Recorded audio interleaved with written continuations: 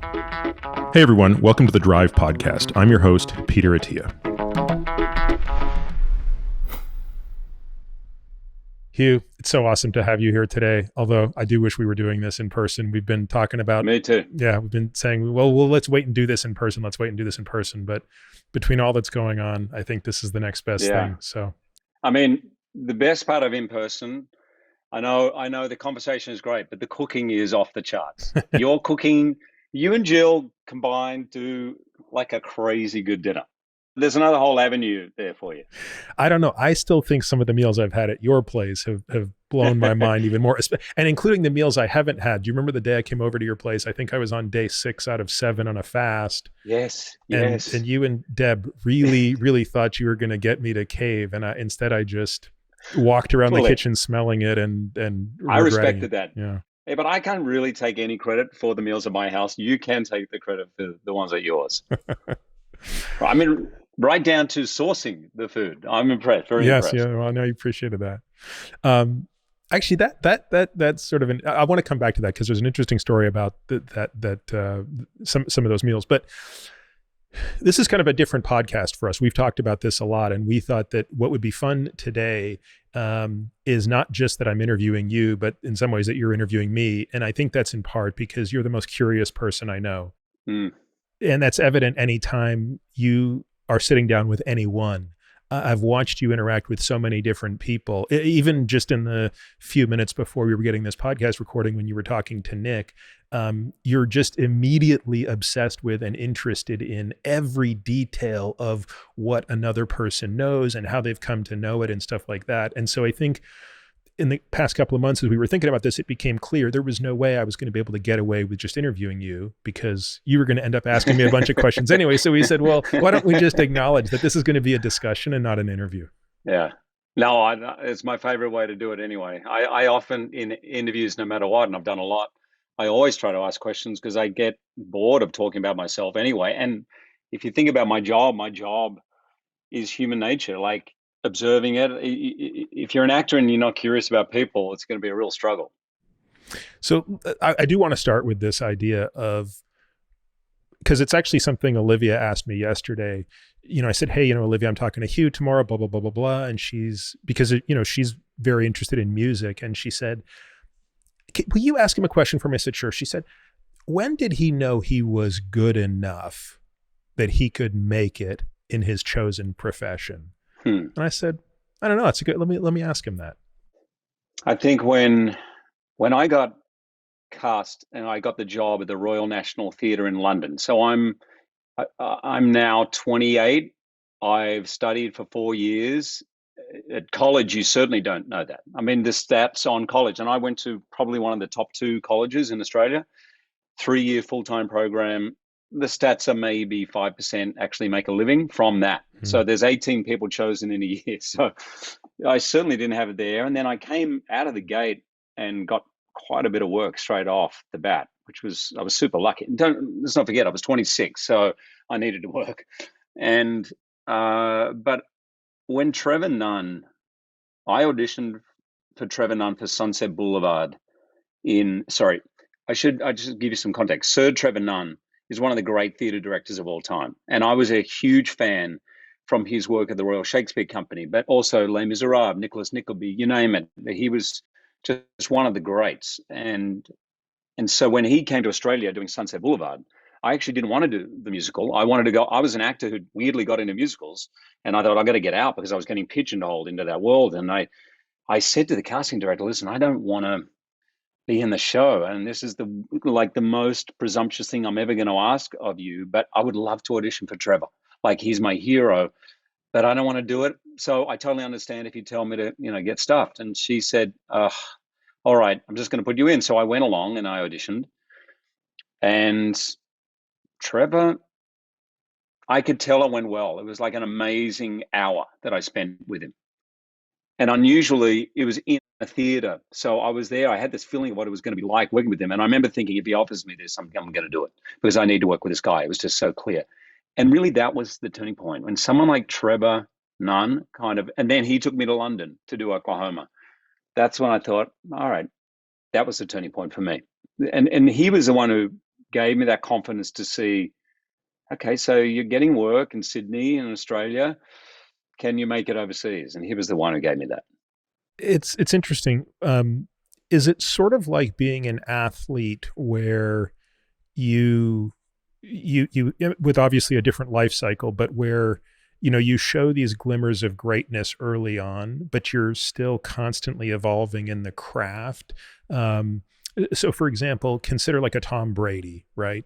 Everybody loves to Mm, talk about, oh my mm, God, you look at him in his combine, you would have right. never predicted what he could have done. Of course, he's the backup to Drew Bledsoe, and if Bledsoe hadn't have gotten injured in the 2001 season, who knows how long he would have sat on the bench. But then once he got his chance, all of this preparation he'd done in advance, he was sort of ready to unleash it on the NFL. Right. Did you sort of feel that you were in this constant state of pent up potential and you just needed an opportunity to demonstrate it? Or was it much more incremental than that? Still is incremental. Yeah. I marvel at those people who have I know what I have to offer. Give me a shot. Give me the ball. Give me the Mm-hmm. ball. Like, come on, coach. I marvel at that kind of confidence. I've always had the courage to say, give me the ball, whether I felt like getting it or not. And I realized that that was essential. At some point, you got to, in fact, I was pretty scared of drama school, and I just had a rule. If I just put my hand up when they said, all right, we need someone to do the scene, or we're doing, put my hand up, mainly because I didn't want to sit around for an hour and a half being scared whilst watching everyone else. I just wanted to go. So if you and I were bungee jumping and I was scared, I'd be like, Peter, I'm going first. I'm like, but really, and I think some people saw that as courage, or confidence, but it wasn't. It was more, I, I just wanted to make sure that I didn't miss an opportunity to try and to grow. And I think for me, what happened with something like Trevor Nunn, it wasn't like, yeah, I'm going to be great in this or this. I just felt like a thoroughbred running in the paddock. Like, this just feels so good. And by the way, part of my head's going, this is Sir Trevor Nunn, who's worked with Judi Dench, Patrick, you name it, Ian McKellen, like the greats. And we were having this kind of great sort of repartee. It felt like a match. And that feeling of a match just made me go, all right, yeah, I deserve to be galloping in this paddock, and hopefully that'll continue. What about you? You are one of the most. I'd written down some questions. This is not one of them, but you're obviously one of the most successful doctors in the world, and listen to podcasts. When was the moment where you knew that you could look after some of the most demanding, high achieving people on the planet? That's tough. I don't, probably the same way that you would say it. It's not entirely clear. I don't think that I don't feel like I've got to some point where, yes, I can do this and everything. I think there's a constant sense of, am I doing enough? Am I learning enough? What am I missing? What am I forgetting? What could I be doing better? How can we make this process better? But what I think I can say is, it was probably about a year ago that I stopped feeling like an imposter.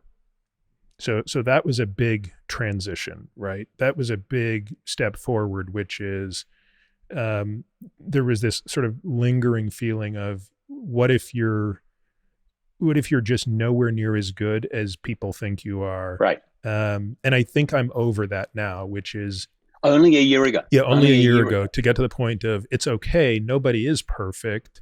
And you're not representing yourself to be all knowing. And you're not an imposter. Was that the drip, drip, drip of achievement, or was there a crystallizing moment? Yeah, that was a lot of therapy, actually. Right. Yeah, that was learned on the couch, not it. So that actually became, that was a big challenge to my identity. I think that was also recognizing like how much of identity is wrapped up in what you do versus who you are. And I think so. Part of it was like kind of releasing my identity being involved in my work. Wow. Which is an ongoing struggle, right? How do you remind yourself of that? Do you have a way of Uh, reminding yourself?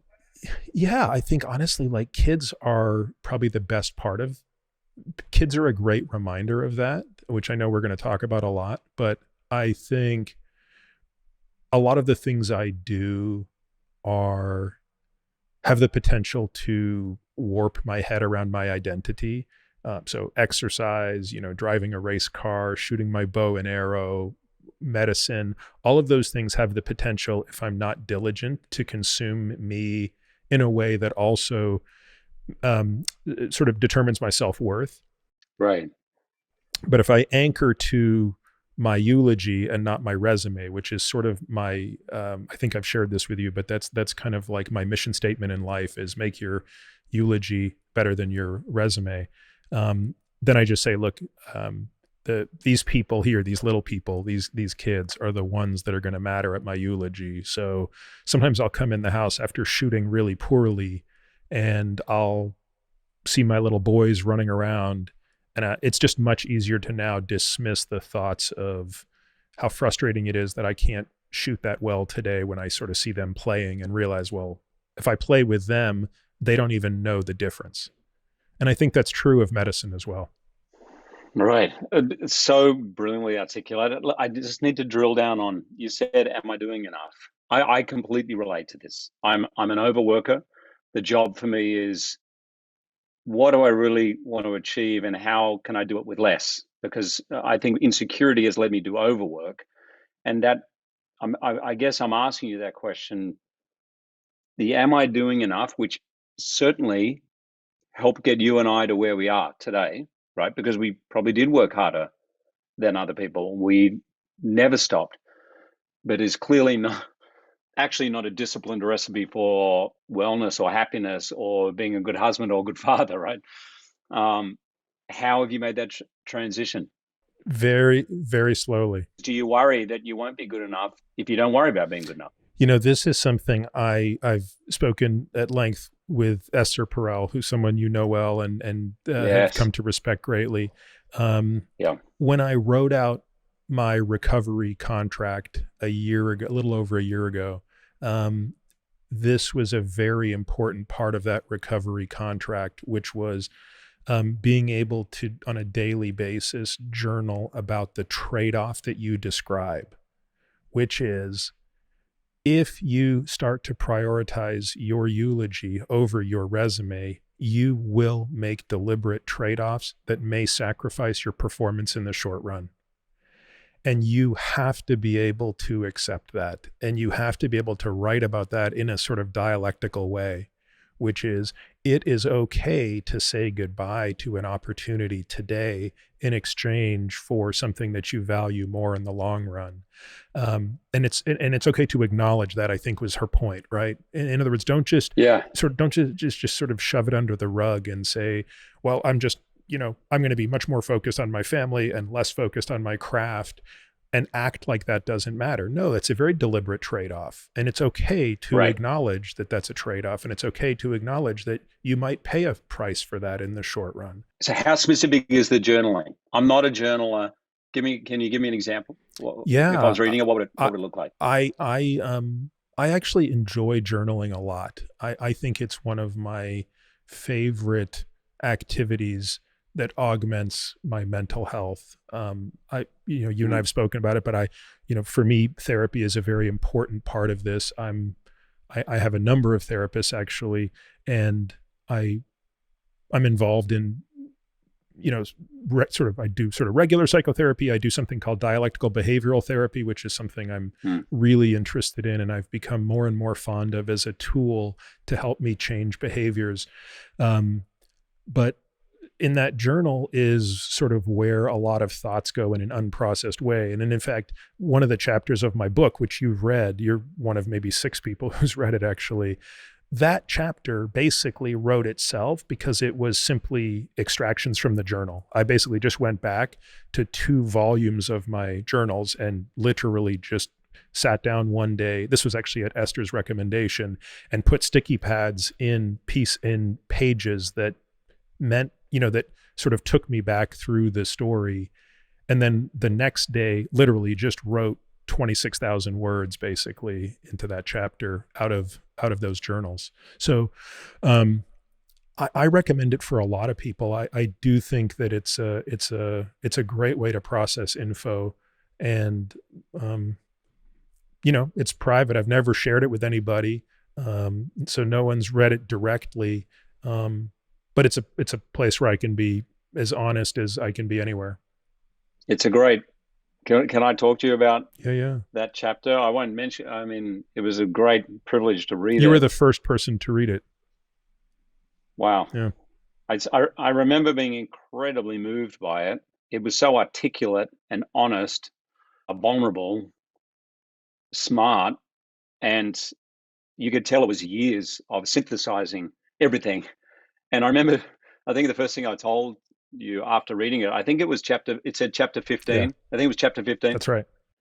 I said, dude, for me, that's got to be chapter one. I said, because if I'm going to you, if I'm picking up your book because I want to improve my life, whether it be my longevity, my health, my this, my body, yeah, I might think I want to improve my blood pressure results or whatever. But actually, in the end, we all just want to be better humans, right? We want that eulogy to be stronger than our resume. And that was one of the greatest examples of teaching that I ever heard, which came from your ability to go, I've failed here, I've learned this, I've learned that. And I don't think I've ever heard that from a doctor before, to be honest. And it made all the other chapters go, sure. Tell me what to do about blood pressure. Tell me how to train. Tell me how to. I'm in. Like, because I could see where it was going, and I just, yeah, I can't wait for people to actually read it. Even if they only read that first chapter, you'll get a lot from it. Yeah, it's so interesting to know how it's going to shake out. You know, just now that book is being, it's in the process of undergoing a major revision. It's far too long.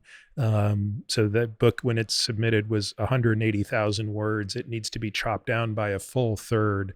So, but I've said a couple of things to the editor, and one of them is, I feel strongly about this chapter staying in the book, because there was even some discussion about just discarding that whole chapter, because it's so different from the Right. rest of the book.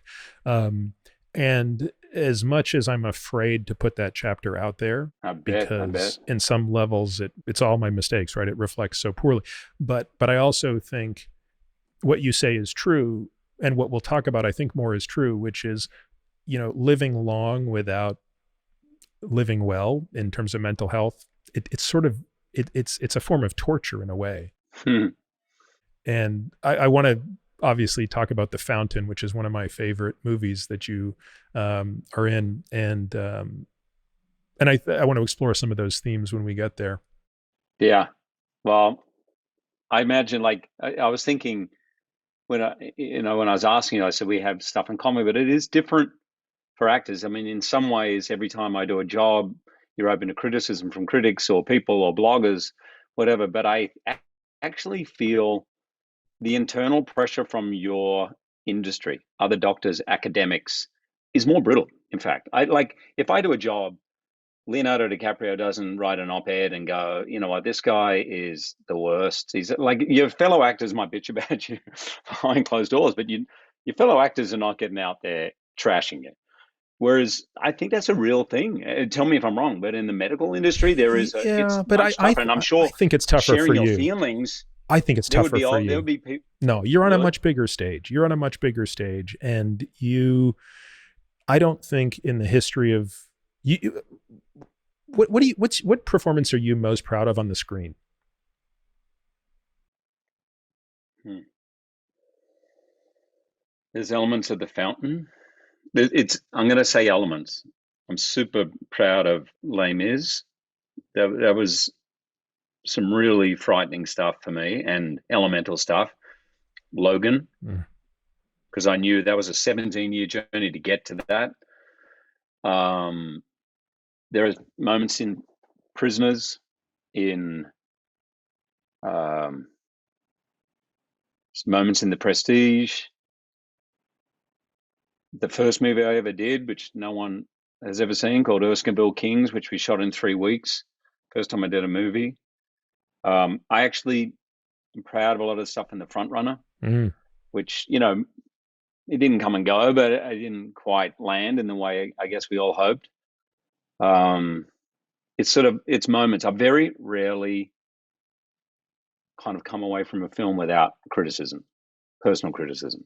That's my point, right? Is there's no matter how great a job you do, there's always someone, given the stage you're on, that's going to say something that is, it represents a total lack of understanding of what actually took place. And Hmm. so in that sense, I think the criticism that an actor or an athlete, a professional athlete, or a politician, and look, in our culture today, politician's a dirty word, but I got to believe there are some of them that are still good. and Of and course. so, think about a job where a 60% approval rating is amazing. Like that, if you're a politician, a 60% approval rating means you're exceptional, and that means 40% of people can't stand you. Speaking of approval ratings, I love this Yeah. statistic. These Q ratings, right? Do Yeah. you know Right. that you Yeah. have the highest Q rating in Australia? Your Q rating, which is a measure of popularity and likability, is 99%. And I think the next person after you is 67%. Yeah. A friend of mine who runs Foxtel, which is like a big sort of cable network in Australia. And he did come from marketing originally in PR, but anyway, he rang me and he told me this. Why did he tell me? I think I was going to do something like a commercial for something. He goes, and so the Q rating is more around if you're going to endorse a product. Yeah. How much do you trust this person? Yeah. Exactly. Yeah. And he rang me and he said, dude, for the last 8 years, you've been the number one guy by such a long way. And he said, but here's the thing. I know you're going to hear that. And all you're going to think is, what? There's 1% who don't like me. What do I have to do to get the 1%? That's exhausting. That's probably and I laugh my head off. And there's certainly an element of truth to Well, that. that's why you absolutely could never go into politics. The worst. When I did the front runner, people said, "Oh, you want to go into politics?" I said, "No." In fact, when I said to my Did you dad, spend time who's with Gary Hart, by the way, in prep oh for yeah, that movie? Yeah. yeah, yeah, I went and spent time with him. And let me just, before I forget, when I told my dad I was going to go and study acting, and I sort of wanted his blessing. My dad never gave advice Hmm. about. There was, he always thought it's your choice. And then after I'd make a decision, he'd let me know what he thought, which was super frustrating at the time. But now I think incredibly wise and disciplined. But I said, I'm getting into acting. He goes, I definitely think you have the talent, but I think you're too thin skinned. That was his comment to me. So I've always kept that. And actually, it was helpful to me. I don't read reviews. Mm-hmm. I'll get the temperature of the wire. Someone say, what's the temperature here? What's the basic idea? But once I start reading, particularly when you're doing stage, it gets into your head. And actually, a compliment is sometimes worse than a negative. A negative can fire you up. Oh yeah, I'll show them. Oh yeah, really? You don't think I don't? But a positive, like, it can kill you. But that's, so there's sort of different, right? There's the review for on screen where you can't do anything about it. The work is done, it's out Right. there. Then there's the review on stage where you're going out night after night after night. So do you think about those types of reviews differently? Totally. So I really don't look at the reviews for on stage. Again, I'll just try and find the thing, because like, for example, I did a show called The Boy from Oz. It was back in 2003. We did not get well reviewed. I did not read any reviews. But my feeling on opening night, being on stage, was like, man, this is landing. Like, this connects with people. I can feel it's great. So I remember we got together on the next night we were back on, and we were in a circle, and our producers came and they did one of those, don't worry, we committed to the show. And I remember looking around going, Uh-oh. what's going on? How bad was it? And it turned out it was not great. And so in theater, particularly in New York, particularly back then, if you didn't get a review from the New York Times, it could kill your show, because a lot of the other reviewers followed that. Most people look at the New York Times, and it depends. Ticket sales depend on that. Mm. So on movies, it's not always dependent on that. So anyway, we ended up, but I was like, no, I feel this connects. I really feel it connects. And we ended up being kind of a massive hit. And it did actually. I could feel people came back and back and back. One woman saw it 200 times Wow. out of 400 shows that I did. It was people just, I could feel, and by the end, we were like, you couldn't get a ticket. So, in that way, I'm kind of glad I didn't read those reviews, because I knew no one knows better than me and all those other actors, not even the director. I know when it's landing. A bit like a comedian on stage, and you know if something is landing or not. And someone could write a review, and it will. But film is different. Film, you're removed from it. You're not in the editing process unless you're part of that or directing it, and you never really know how it's going to land. And I do actually now think I've sort of grown up a little bit and think it's worthwhile reading really good reviewers to see what their take is on it. But I think I was always basically scared to read, what the hell is this guy doing on the screen? Like, he's not that good. I don't understand it. Blah blah blah. And that something like that would just bring me to my knees. That's what always scared me, I think. Do you? I mean, so does Deb have the same sort of relationship? Like when you are doing something or when she is doing something, can you not read for each other? I mean, is it harder to see your spouse going through something that you deem unfair, and then do you have sort of an agreement that says, Oh look, yeah. you can read these reviews, but I don't want you to share with me the nitty gritty of it. You can give me the gestalt if it's productive for me. Like how do you navigate that? That's exactly how it works. So, I remember I did a one man show here on Broadway, and Deb came down to me. She goes, "I've read them all, and they're amazing. And I know you don't want to read them, but you have to read this. It's in the New York Times, and you need to read it." So I read it, and I was like, "Deb, I don't think this is a great review." She goes, "What are you talking about? It's amazing." And I said, "I don't think so. There was a line in there that I remembered to this day.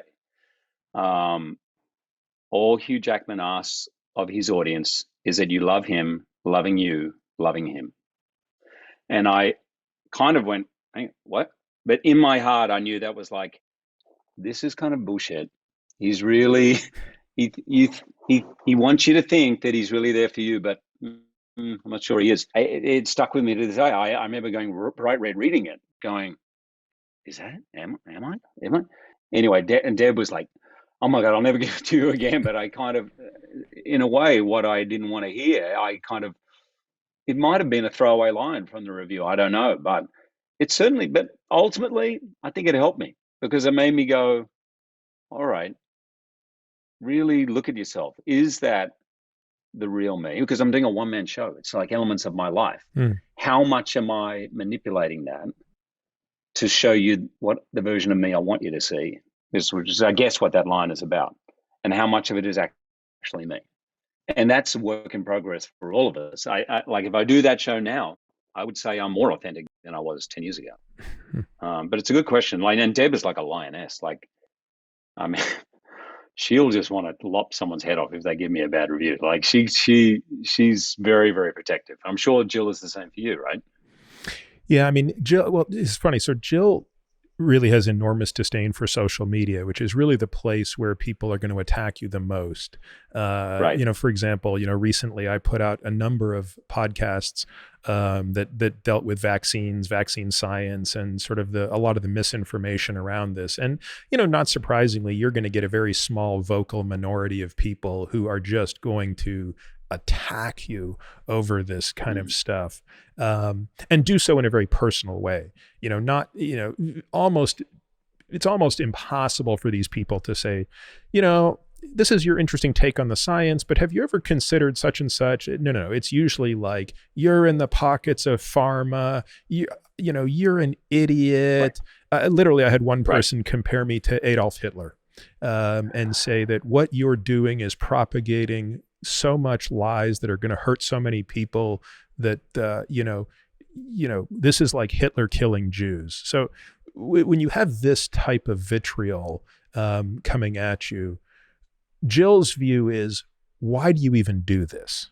Like, why in the world do you do this? Why would you ever, have a single account on social media that even gives people an opportunity to comment? What's your answer?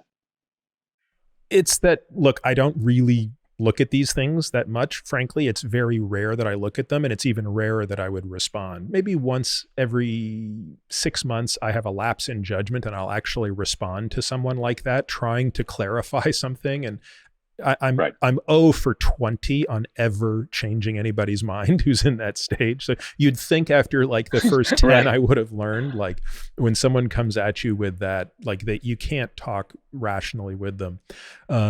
Joe Rogan gave me really, really great advice a few months ago after a particularly awful attack. He said, because I said, Joe, how do you cope with this? Like, how in the world do you, because you must be, you're such a polarizing figure. And he just said, post and ghost, post and ghost. Whenever he puts something up, he never, ever, ever looks at a single comment. Right. So, in some ways that's our analog, I think. Yeah. But in the end, I guess you're doing it because I can't imagine you. Do you care about those people who are saying you're Adolf Hitler? It's like, No, it's I mean, when so someone says something so ridiculous, right. that doesn't faze me. I think what does bother me, though, truthfully, is that I know that a lot of the people who have really warped views about science will suffer for those views. Like, science is a hard topic, and I think scientists have not always done a good job explaining it.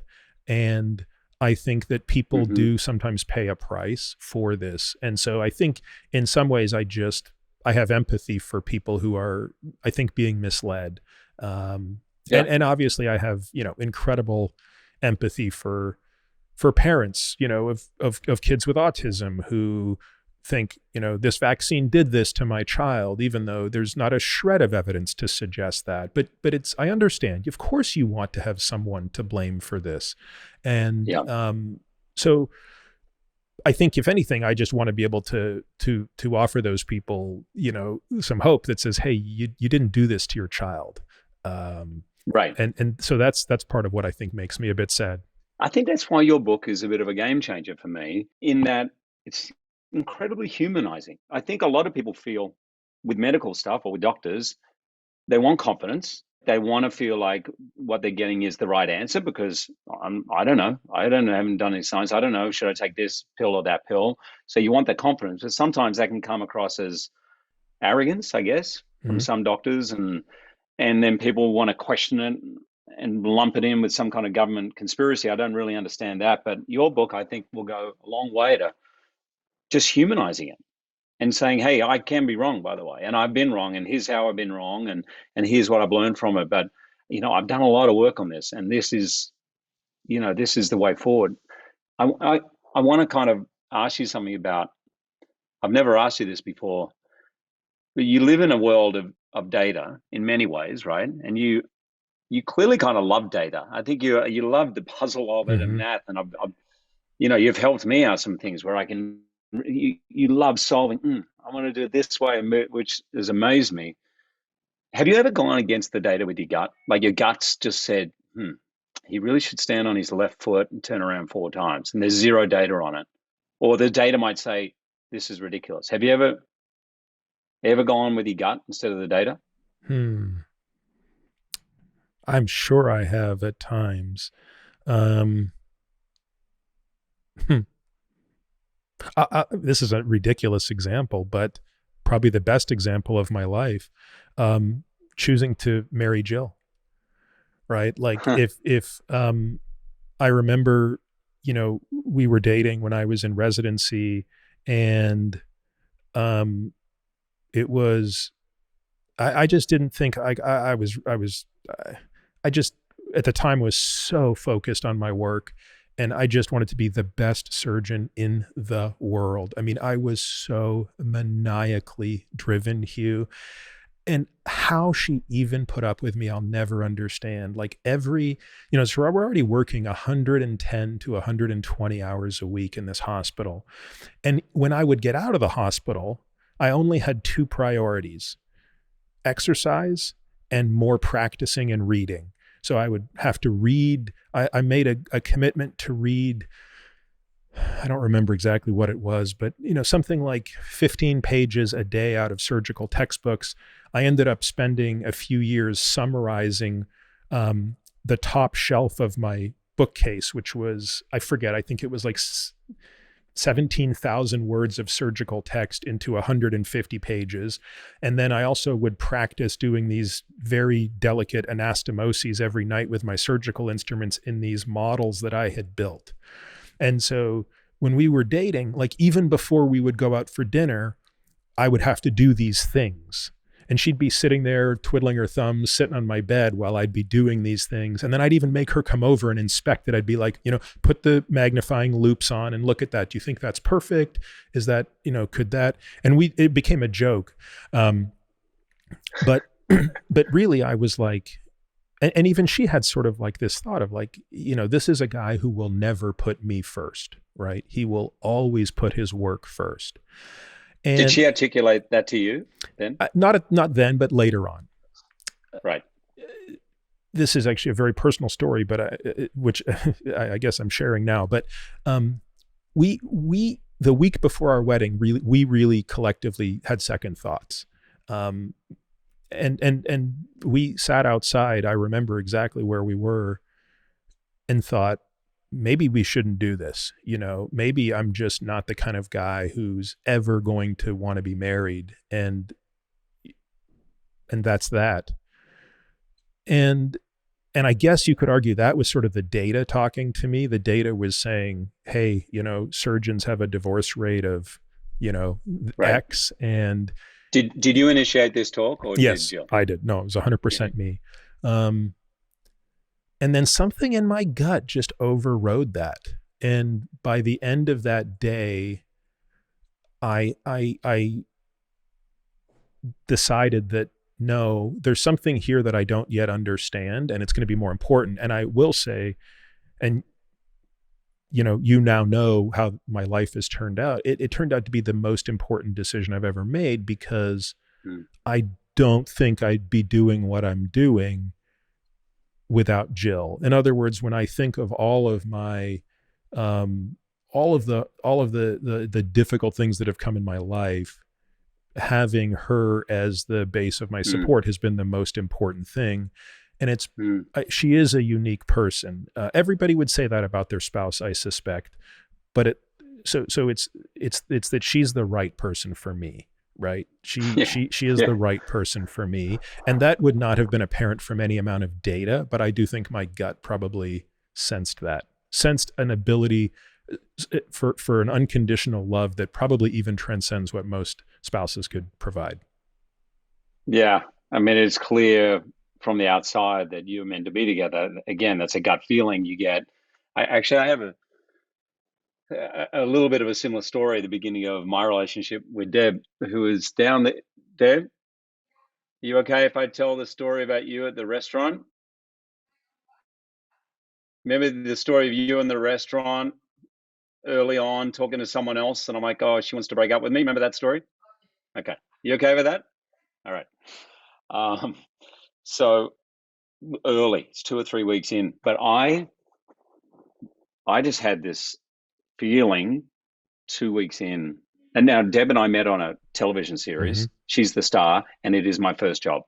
So we started dating 2 or 3 months into it. But both of us, it's like you never date your co-star. That's the biggest cliche. It kills the series. The whole series was about this kind of sexual tension in the prison between the psychologist played by Deb and the prisoner, me. So everything was wrong about it. Anyway, getting through that, we get together, we're there, and so happy, and I'm falling in love, and I am just like this. I've never felt like this before. I didn't really know it could be like. I didn't know that there were human beings like Deb on the planet. I didn't know, and I was super happy being single, first job, out of drama school, 26, happy days. And we go out 2 or 3 weeks in, never spent a night apart. We go out to dinner. I want to say there was 14 people at the dinner. I sit down sort of on one corner, and Deb sits in the literal opposite corner on the other side. And I'm like, fine, whatever, like that's okay.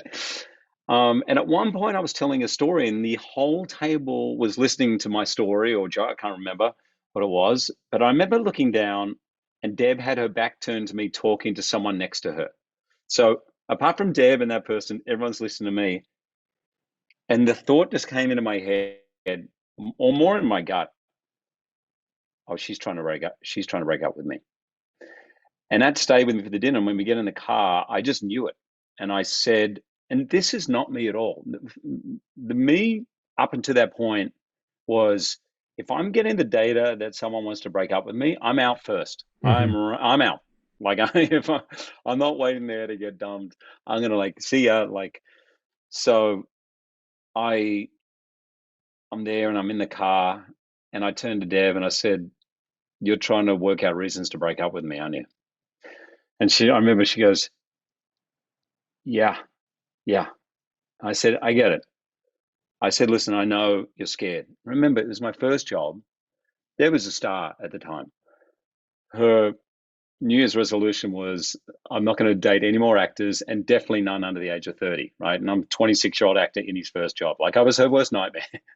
And I remember these words came out of my mouth. Without, I still to this day didn't feel like me. I just said, "Well, I understand you're scared. I get it.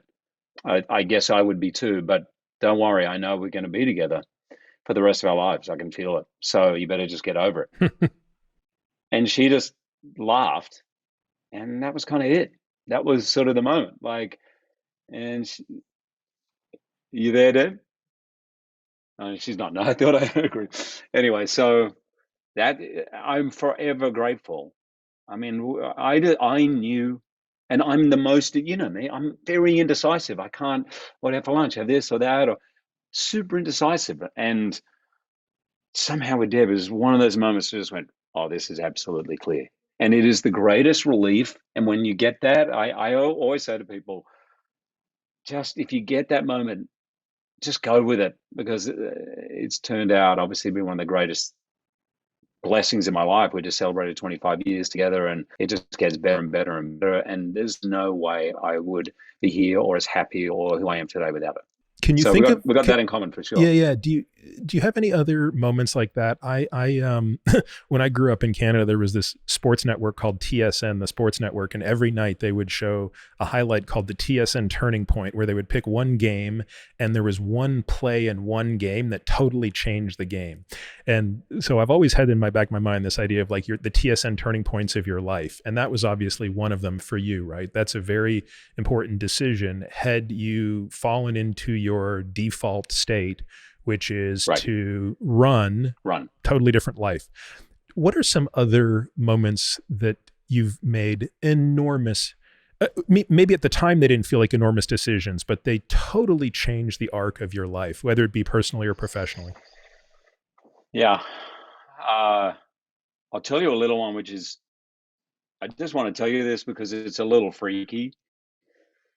And I think it goes back to, I was brought up in a very religious household. My father was converted to Christianity by Billy Graham. So we lived that sort of life very much. Every holiday was church, this. And I remember praying every single night for most of my childhood through till 15, 16, that God, just tell me, make it clear to me what you want me to do. That's all I ask. I actually do not care what it is.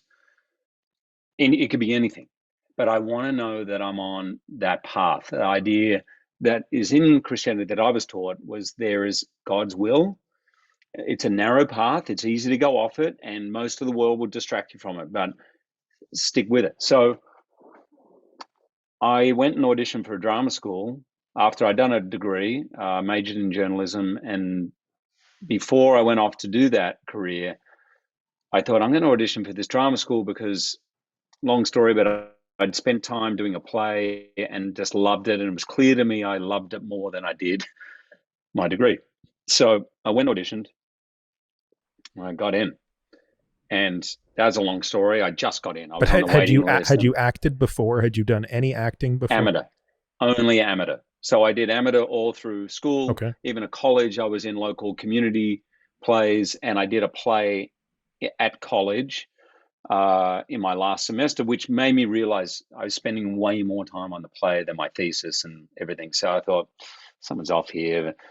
I might just spend a year while I'm waiting. I'll do this course. And I found this course that was in Sydney. I wanted to do a course in England, but I couldn't afford it. So I wanted to do this one in Sydney, and I got in. And I opened up the I remember opening up the letter and it said, "You're accepted." And I was so happy. And at the bottom, it said, "Please make payable your check for the tuition of $3,500." Now, that's not going to sound like a lot of money, but in Australia, when I was growing up, you didn't pay for tertiary education. So university was free. Yep. It's now not quite like that, but I was like, I hadn't even thought of it. And I just finished a degree. My dad had helped me. And I was like, 3.5 grand. I don't have 3.5. Whatever. I screwed it up. I put it in the trash. And so I thought, oh, well, there goes that. They're not meant to be. And it's going to sound like an exaggeration. I swear to you, it's not. My grandmother had died 3 months before, and the bequest came to me the following day, and a check for $3,500. And I'm literally fishing through my trash can, which, of course, I never emptied anyway, so it was there. And at that time, I wasn't as sort of maniacally into Christianity in that way, but I was like, oh, that's just super clear. So that's sort of a TSN moment, but not really of my own doing in a way. But then at the end of that year, I was offered, I got an audition for Neighbours, which is a soap opera, but it was like a 7 o'clock at night. Beverly Hills 90210, Yeah. Yeah. Melrose Place. Mm-hmm. It was a massive show in Australia, huge in England. I mean, the amount of people who come from it is as actors that you would know is extraordinary. I got offered a role. It sort of came out of the blue. I auditioned, I got it, and all of a sudden I'm like, oh my God, I've got a role. And I remember the contract is $2,000 a week. I'm like, 2,000. What am I going to do with $2,000? This is unbelievable. 2-year contract. This is crazy. But I was in the middle of auditioning for a major drama school. I auditioned. It went well. I got a call back. I went again. The contract hadn't come through for Neighbours. So I just kept sort of auditioning.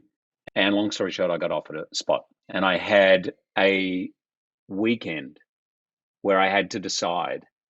And I remember I had an agent back then who was begging me, like going, "What are you doing?" or thinking, what are you talking about? This is Neighbours. This is a job. You must do it. And I went to my dad, who as I told you before, he wasn't really in the business of giving advice. And I said, "Dad, I just don't know what to do. I see both sides. I don't know what I should do." Like my agent saying, "Go into the thing, earn the money, and go off and study. You'll have money and you'll have experience. You'll be in front of a camera and then keep studying." And I said, "But Dad, I just don't trust myself once I start working that I'm going to do the training. And I don't feel I deserve an audition at the Royal Shakespeare Company, which is where I want to work, or the National Theatre. And I don't think working on..." Anyway, I'm blah, blah, blah, doing all this. And I remember he said to me, he goes, "Hugh, I can't answer that for you. Wow. That's the decision you have to make. You're 22 Mm-hmm. and this is your choice." Great. Thanks, Dad. I was like, oh. And I went off. I thought, I'll just put it away. Don't think about it. By the next day, it was just clear to me. That idea of, I want to work at the Royal Shakespeare Company. When am I going to get the training that makes me feel I deserve to audition for that? A bit like you. You want to be a great surgeon. You didn't want to just, I'm going to work in that little place down there. I got the job. At least I can do that kind of work, No, I wanted to have the opportunity to do everything. So in the end, I decided. I went to my dad and I said, "Dad, I've decided to go to drama school and not do the job." And he goes, "Oh, thank God. Oh, I'm so happy." I said, "What?" I said, "You knew all the time?" He goes, "Yes, but if I made the choice for you, then I would have denied you that moment of maturing and growing, and it would have forever been, Dad told me." And I remember that to this day. But that was one of those great TSN moments for me, at turning points. Your relationship with your dad is kind of amazing. How old were you when your mom left? I was 8. So I was 8 when Mum left, but she had been unwell.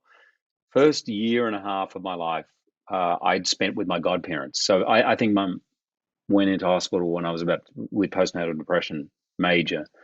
When I was about 3 months old, she went into hospital. So I was with my godparents for that period. Then I came back, and I remember periods where Mum would be just going away for a week, which I guess was some kind of reset, or maybe I actually don't know if it was like an official sort of facility or rehab, or just getting away. By the way, 5 kids. Yes, and you're the You're 5th, 5 right? kids.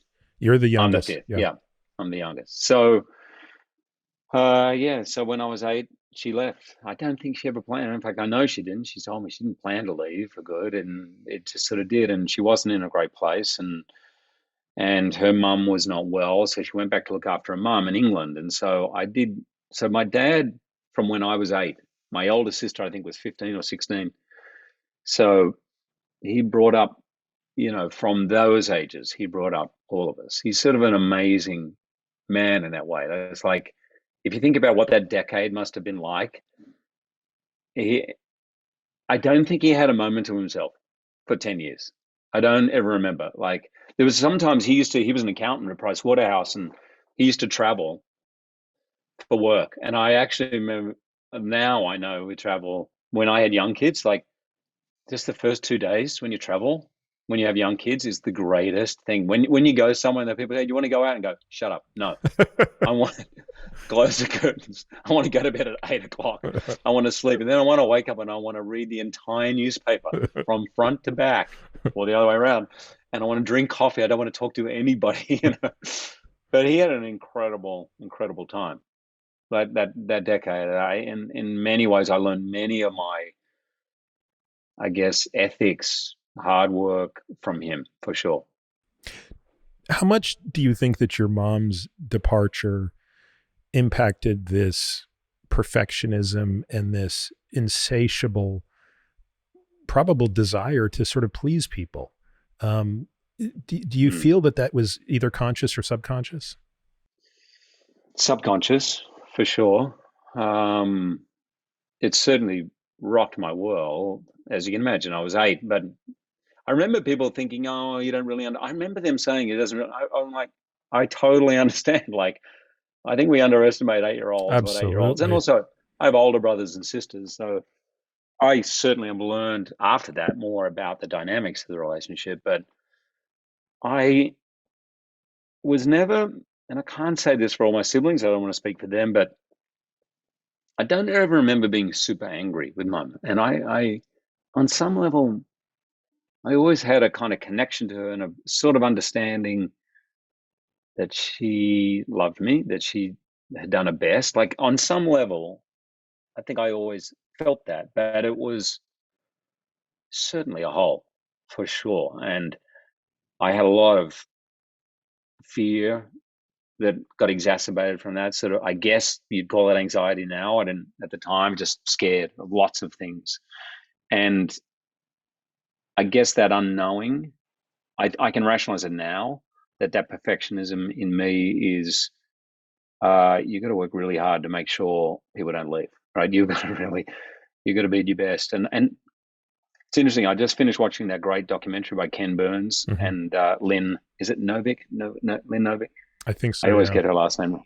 It's called College Behind Bars, and it's about the Barred Prison Initiative. About just anyway, it's an amazing doco. If you haven't seen it, I highly recommend it. And I actually, in this, not lost in me. My first job was in a prison, playing a prisoner. It just feels to me a very similar dynamic. Like, when you have some kind of abandonment or a hole, my way of coping with that was, I'm going to make sure that I please that no one's going to want to leave me behind, like, ever. Like, that's not going to be. I'll work whatever you want me to do. I'll work hard. I'll do this. That in that way, I think it's really. I think it's sort of the opposite in some ways of people who end up being rebellious. By the way, my next brother up was really rebellious and all of that, and I was the opposite. I would do all the things my brother did, but I never wanted anyone to find out. I just wanted to stay in the good graces of everybody, and that's how it impacted me. That is such an amazing topic to explore. As you know, our mutual friend Paul Conti, um, Mm, who's really one of the most thoughtful people when it comes to understanding trauma, and certainly your mom leaving when you're 8. If that's not trauma, I'm not sure what is. But one of the things that's so interesting in talking with Paul is kind of the ways that two people in the same household even could have different adaptations to the same trauma. And so right, one could move one way and your brother could move another way, and yet those were both serving very important needs to each of right. you, right? They were both adaptations that were serving you and usually more productively than unproductively, which of course brings us back to kind of how we open the discussion. At some point, those adaptations generally become counterproductive. At some Mm. point, those adaptations catch up with you and they start Right. to become maladaptive instead of purely adaptive. And I think that's the thing that people struggle with, is understanding, which again is another form of dialectical synthesis, which is, hey, there was a day when this was a really good adaptation, Right. and it sort of got me to a certain place, but now it's a Right. little counterproductive, and that doesn't Yeah. mean that I can't embrace what it's helped me do, what it's protected me from, and yet there's still a rationale to be made for changing things and improving. Well, I couldn't agree more. I actually want to ask this uh, to you, because knowing your history in particular, I didn't know that you had that desire to be the best surgeon in the world, but it doesn't surprise me. When you did athletics or you did swims, it wasn't a 3 mile swim, it was a 50-mile swim. It was like you would push yourself through crazy limits, physical, mental, spiritual, emotional. There was that need to push. Am I right? Sure. Yeah. So, I've only recently read As a Man Thinketh. It's like written in 1904. It's like this big. And Hmm.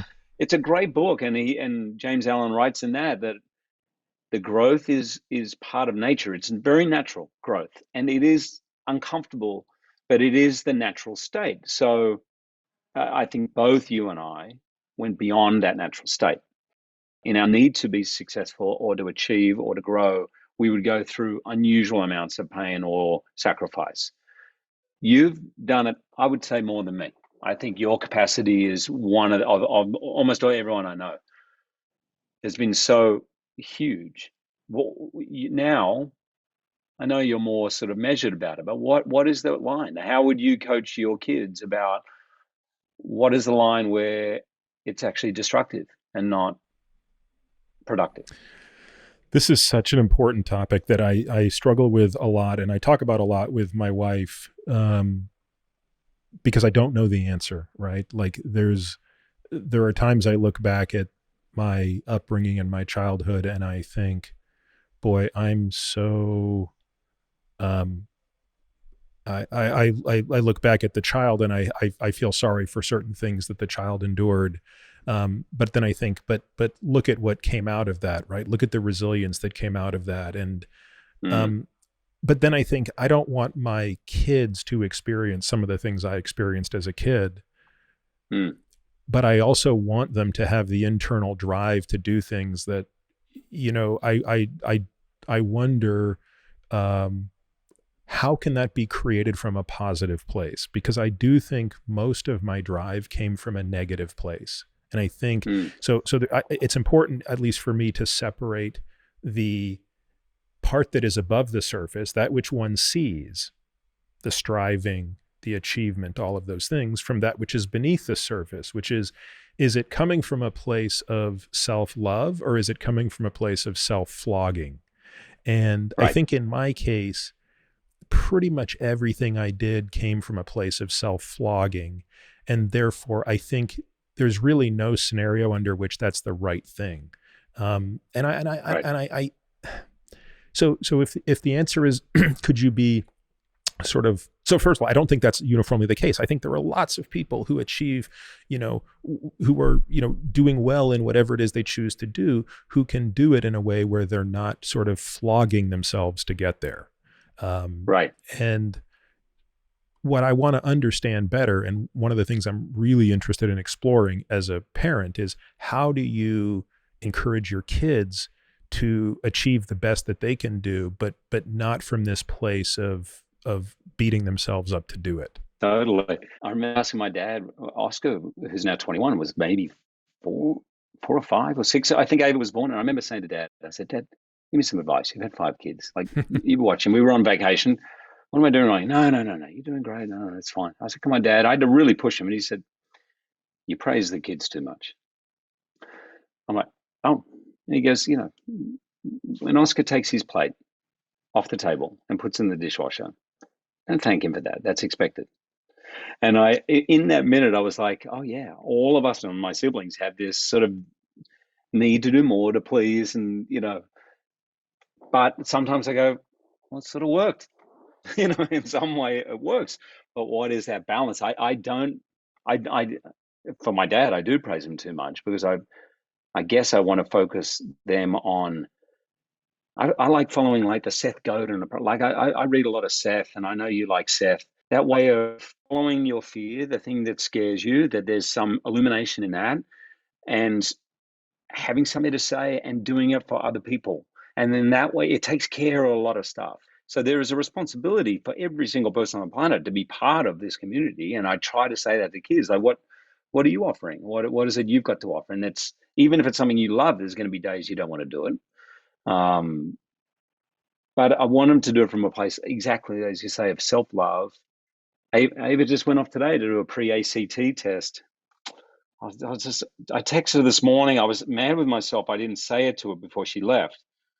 And I wrote this: have fun today. No test is a reflection of you, who you really are. Just be curious and open. Love you. And I'm sure she was like rolling her eyes when she read it, right? But I guess that's what I'm trying to be curious. I try to say to her when she goes to school, I was like, ask challenging questions today. And she'll like, roll her eyes. I'm like, don't just do the, oh, good girl, I got my grade and then that. I said, the world doesn't need those people. I was one of those. I was school captain of my school and this and like that. And I was doing my homework and blah, blah, blah. But that's not what the world needs. And the world needs people who are going to do what they love, know when enough is enough. More is not always better in terms of consuming or just achievement. Be disciplined about doing less. All those things are what I'm trying to teach them.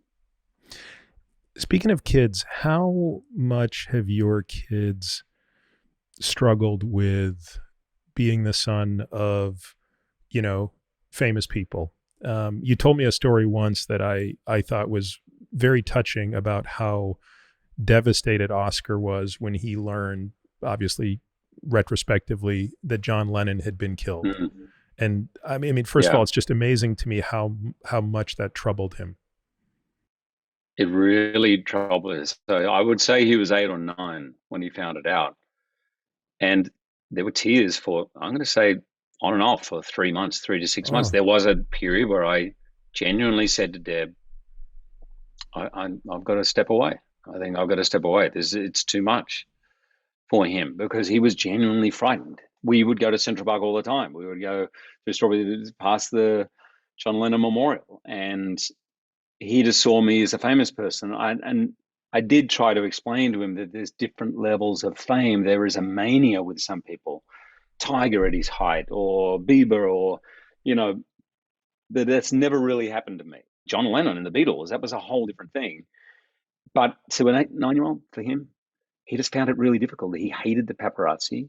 He hated the attention. When he was a little kid, like I remember, he was about 2. People would come up to us at a table, right? They want to talk to me. And you know what, people, they want to talk to you. So what they do is they come up and go, oh, hi to the kid. Hey, look at you, look so cute. And it's like, as a way in, right? mm-hmm. And people would come up and Oscar would just go, he would look at him and go, rah, rah, like, and I thought that's the most honest response at this table right now, right? I just wanted to be, but of course, I never want to be like that with people. And sometimes people overstep. They don't mean to. They don't know, or sometimes it's kids. But for Oscar, it was always brutal. And so it was on and off. And when he was a little older, it never really left in a way till he was like 16. He would, if I said, Oscar, I need you to, why haven't you cleaned your room? You got to clean your room. Why haven't you cleaned your room? He goes, well, why would I listen to you when you won't listen to me? And I would say, what do you mean? He goes, well, you won't stop acting. So why am I going to clean the room? Mm. You know how that important it is to me. And so we really sat down and had a conversation about it. And I said, you do understand, like, I didn't ever expect to be famous. Like, no one ever does. I don't think. None of the actors I know, you go to drama school for 40 years and you hope you can pay your rent. And if you don't, you'll go and do something else. But it's a really rare thing, let alone be really sort of successful. That's just a crazy thing that just sort of happened. And I said, well, he said, well, why don't you just do theatre? Like when you were just doing theatre before the movie thing, I understood people in the theatre were, they would clap you and then you would have your normal life. I said, well, I really love the films as well. And I said to him, it's not what I set out to do. I didn't set out to be famous. I'm not trying to hurt you. I understand I want to be there for you. And he looked me straight in the face and he said, so if you had your time again, would you do it differently? And I'm going, I was like, wow. I said, that's a really confronting question. If I knew what was coming and how it might impact you, I said, I would find it really difficult. I might have done things in a different way. But I said, I probably honestly still do it, Oscar. And not for the fame or the money, but because the people I get to work with, I pinch myself every day. Like I'm having the most amazing time. I'm working with incredible people. So imagine it's something you love to do, and all of a sudden you get to work with other people who you just can't believe every single day. I said, it's so fulfilling to me.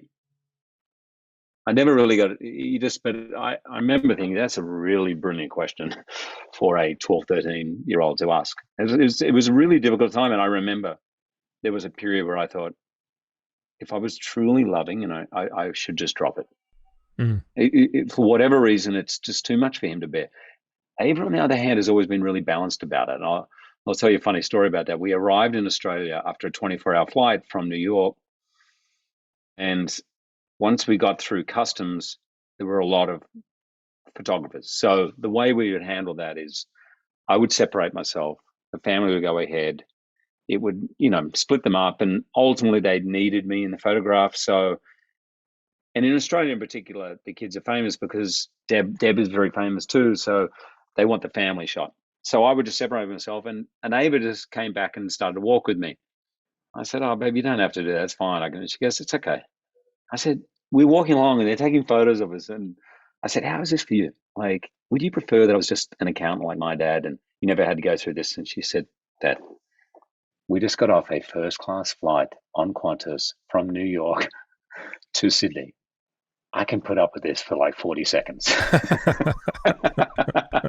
And I thought, she's just sort of super, super balanced about it and kind of gets it. She's just always seen all right, there's a bit of a trade-off here, but no, I'd still prefer to fly first class for 24 hours and put up with 2 minutes here, Yeah.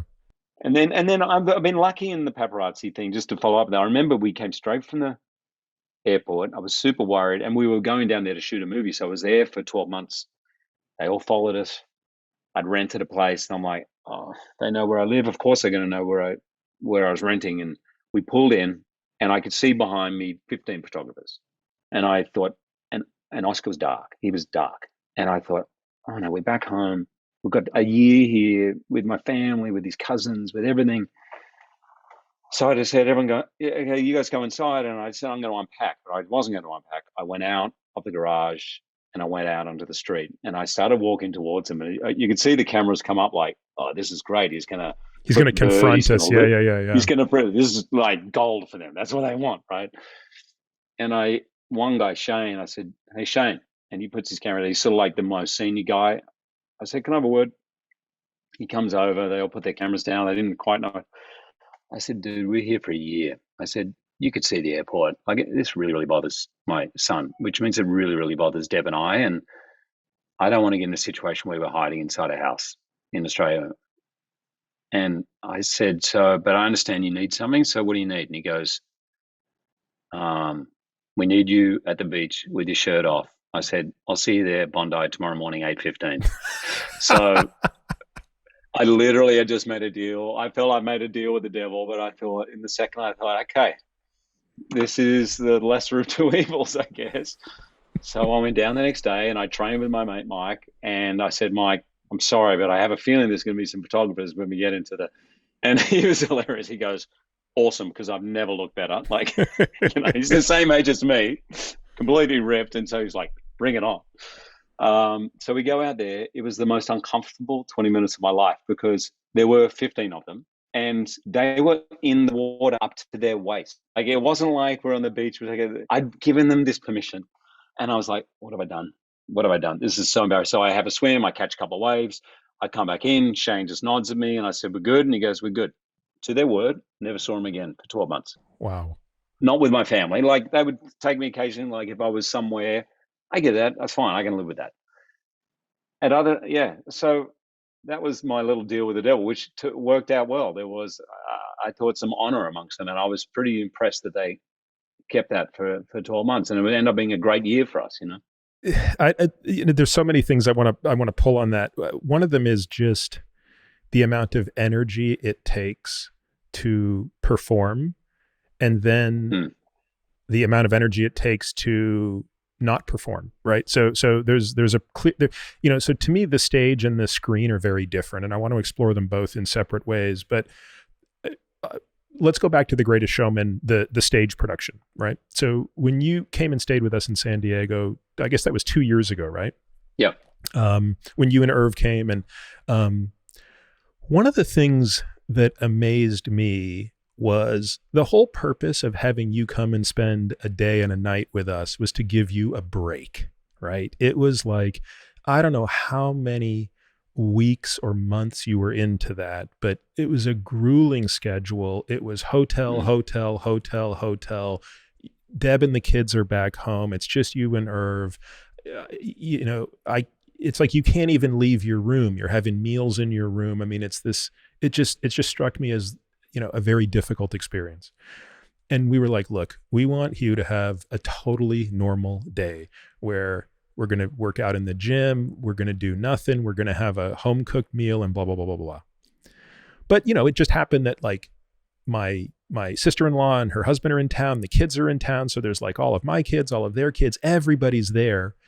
And like they worship you like no other because they don't understand you're not the greatest showman. Like they actually think you were the greatest showman. Right. And what amazed me is, Actually, that's a movie I should have mentioned too. yeah, The well, ones I'm proud of. I don't know why I didn't, but so yeah. I couldn't believe, because our thinking was, okay, Hugh, let's just make this. We're going to go to the gym, go have a shower, go relax. We'll call you when dinner's ready. But you couldn't wait to jump in the pool with the kids. You played with them for like an hour and a half while I got dinner ready. And I just remember thinking, Hugh, this is your chance to turn it off. Like you don't have to perform here. You don't have Right. to please these kids. This Right. is you this is your window to not please anybody, but just relax.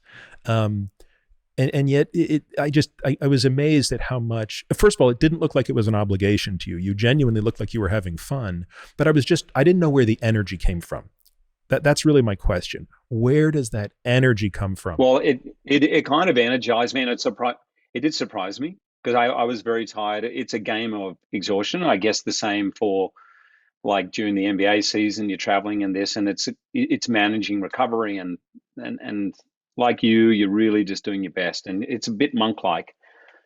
And when you get a day off, because that was a day off for me, it was a rare thing to be Yep. in the city without traveling and a day off.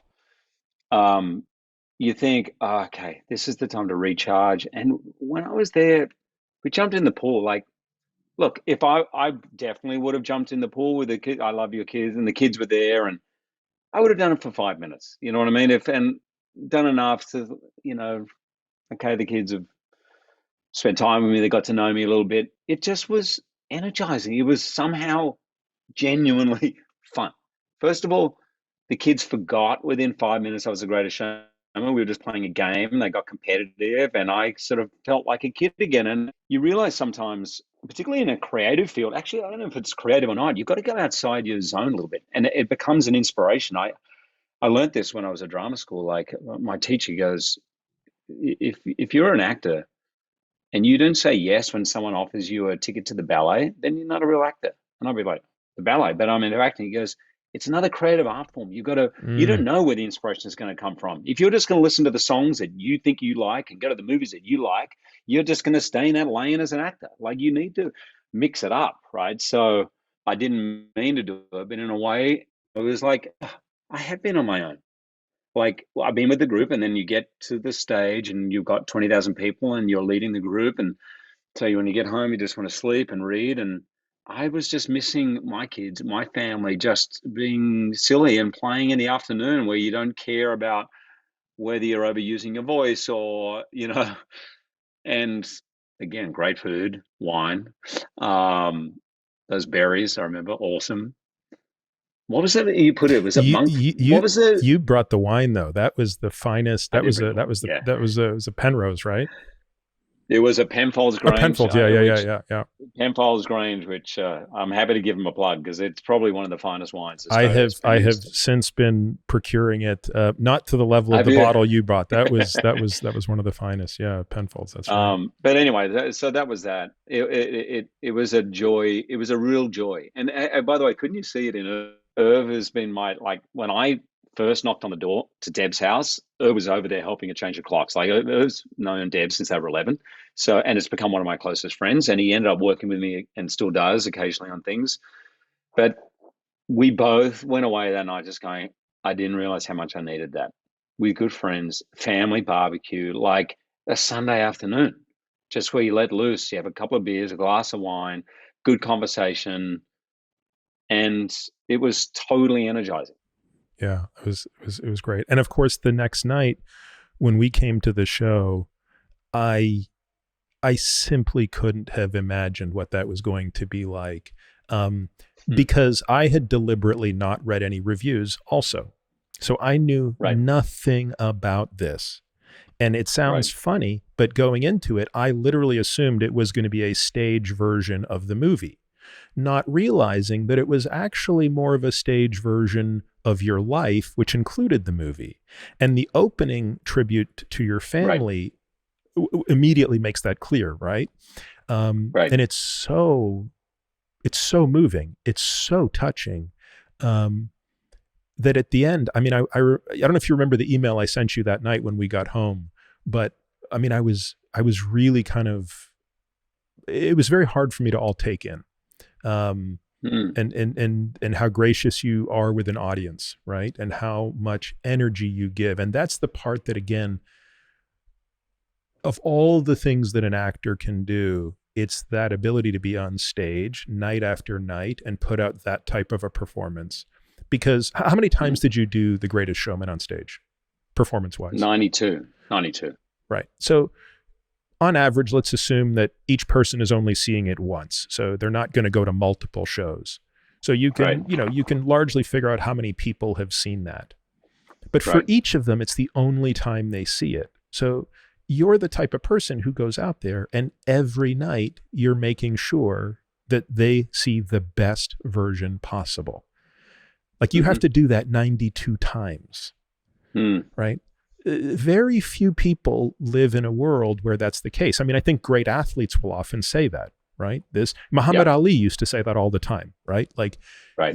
you may never see me fight again. I want to make sure every person knows on this night they got to see the best version of Muhammad Ali. Um, I don't know where that I don't know where that energy comes from, actually, because it's both there's a physical piece to it that I can sort of understand. Like you could be well enough conditioned, and obviously you are, but there's actually an emotional piece to that that I can't relate to.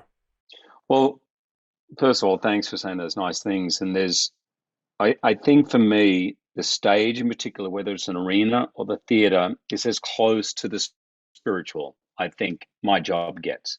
I, I've had moments on a soundstage where you're filming something and it feels incredibly intimate and powerful and things are happening, but you rarely get that feeling of this is a sacred space. I get it almost all the time, and I make sure that I do everything I can every night to do that. So there's a few things, for example, triggers for me. I never really wear aftershave. I just, occasionally I do it, but I usually do it on a special occasion. So for me, I always wear aftershave when I'm on stage because just that smell makes me go, oh, oh, special night tonight. It's a visceral thing. To waiting in the wings before, I don't look through the thing. I want to hear that sound of the audience gathering. Um, I actually had an idea, which I got talked out of on that tour, of warming up on stage as people were entering. I'm like, why do we have to have this feeling of Oh, we're waiting for Hugh, and we're in, and we're waiting, and the show's going, and the lights go out, and there he is. I was like, everyone does that. What if they saw me on my foam roller and I'm out there and I just say, hey, what if it was more like in my living room, and then we're still going to do the big opening and the lights are going to go out, but what if we just dropped all this pretense of, oh my God, you came to see, like, anyway, I got talked out of that, I think for security reasons in the end, but Did you still would you I get nervous listen. before each show? Yeah, yeah. Which, you mentally just go into excitement, but there's definitely a buzz. There always is for me. And it comes out of that. I want this to be a special night. And for me, when I go to the theater or to a show, like I've been to lots of concerts, and it doesn't matter how good they sound or how big the production is, if I feel like this is the exact show they did in Portland, Oregon, like I'm pretty sure this is the exact same show, except hello, Melbourne, hello, Sydney. That's it. I just go, oh, we're just sort of churning out the same show. It just doesn't feel soul for me. I always want an audience member to go, I was there on the night when, Mm. that feeling of something happened that night, because it is a special thing. It's and I know what it takes, and I love going to the theater. The reason I stand in the wings is because when I'm sitting in my seat and I'm reading my playbill, and I hear the hubbub, and that, I literally get tingled. Like I'm so excited. I've always been like that since I was a kid. So clearly, it's where I'm meant to be. But it certainly is important to me, and I'm actually an introvert by nature, not an extrovert. But somehow I can feel on a stage, even like in San Diego that night, more relaxed. I would dare say my heartbeat is even lower, apart from when I'm dancing, than when I'm just on stage. I can feel very Wow. calm and myself. I don't know where that comes from. I don't know where that comes from. It's just, maybe that's born, not made, but that I certainly had that feeling. And did you have to train yourself to do that? Because to be an introvert and yet to be able to be so energized by that type of an experience seems counterintuitive to me. Yeah, well, the reason I got into acting, why I wanted to do it, I told you I was brought up in a very religious sort of upbringing. I certainly, that idea that there is a spiritual element to life, there is a higher purpose to life, to everything you do. The activity in the end is not as important as fulfilling that. And my definition of that is far broader than what it was growing up. I certainly don't believe there is a literal heaven and hell, and only those people who believe this set of beliefs are going to the heaven, everyone else. But that's what I was taught growing up. I don't believe that. I don't think it's as linear in any way. But I wanted to get into acting for that Socratean idea of know thyself. Like in the Delphic Oracle, there's just two words: know thyself. That's it. Understand who you are, why you're here, and acting for me was the way to do that. For you, it was medicine, and that was your path. You're clearly meant to be on, right? For me, it was acting. So I was always more interested in that. I can tell you now, the most spiritual moments I've had in my life have all been on stage. Mm. It's like the moment in a movie where everything stops and things are floating, and that feeling of timelessness, where things can be happening. You can be singing a song, but somehow you can be acting. You feel a connection with 2,000 strangers, 20,000 strangers. We're just all of a sudden together. That feeling of consciousness, whatever that is. I've had those always on stage. I, in a different way, obviously, with family and close friends, you can get that moment. But that's certainly that outer body experience that people talk about, that spiritual experience, for me has only ever happened on stage. And that's why I always go back to it. That's always my goal. Um, why I was embarrassed by that line in that review, he just wants you to love him, loving you, loving him. I'm like, oh, no, no, no, that's not why I'm trying. Is that, geez, okay, that's not my higher self. That's my lower self, if it's true. I really want something deeper. And so that's why, weirdly, on stage, and I don't think I've learned it. I think that's somehow a mass of everything I'm trying to do and be in this world, of feeling completely at home and connected on stage. It's where I had that spiritual meaning, I guess. Is it different if Deb, Oscar, and Ava are in the crowd? Yes, yes, and no. Like, I really am trying to be. It's actually wonderful to me. Like when you guys were there in San Diego, I really love it because I know in a way that you were seeing a different side to me, and a real side of me. If you ever see me on stage and I walk out and I do this, I did it at the Oscars, I did it everything. So my everything I do first off is I try to find their eyes. Now Mm-hmm. my kids look down because they're just terrified I'm going to call them out or put a spotlight on them. I always do this to Deb because this is where one of the greatest gifts for someone who is sensitive to have a marriage with someone where you know that no matter what happens, if I completely suck, if I die, if the career is over, if whatever happens is over, she's there for me no matter what. So when we were together, that night of Sunset Boulevard, she always says it was a real. We were already married, but she said you could feel I'd become a star that night. Like there was hubbub and talk, and she's there at interval, and then after, and all I remember was coming backstage. It was excitement. It was a big thing for me, my big lead role, I guess, in a way. And I said, I just need to see Deb. I said, a bunch of people came backstage. I said, I just want to see Deb first. And I remember I just held her and I said, no matter what happens, you're the most important thing to me. Like anything else. And so now to sort of remind myself of that, I always put my hand over my heart just as a signal to her to say, you're the most important thing to me. And it just really calms me down. So in that way, it's different. At the Oscars, it really helped because when you go out, and this is when I was hosting the Oscars, if you see Meryl Streep, Brad Pitt, Angela, like they were front three rows, just every star that's ever lived, who are all looking at you like, what were you thinking, man? Like, why did you say yes to this? Just to see Deb, it somehow puts that perfectionist in me, just quiets it down. Mm. Everything's okay. No matter what Wow. happens, everything's going to be okay. Um, I feel like you've asked me a bunch of questions. I think it's my turn. Can I ask you a real tough one? Can I ask you a tough one? Sure. And I actually don't ask this of anyone, but I remember I was very moved you asking or just explaining in your book, and you said it on this, the eulogy qualities as opposed to resume qualities. And of course, as a doctor, you've seen a lot of death, you've experienced it. I'm sure you have patients who are facing it or faced it. Are you scared of death yourself? Mm. So it's really funny. You haven't read the epilogue of my book, which I only wrote maybe a couple months ago. And in the epilogue, I actually answer this question for the first time. Oh, And wow. because I don't think I understood it until very recently. I would say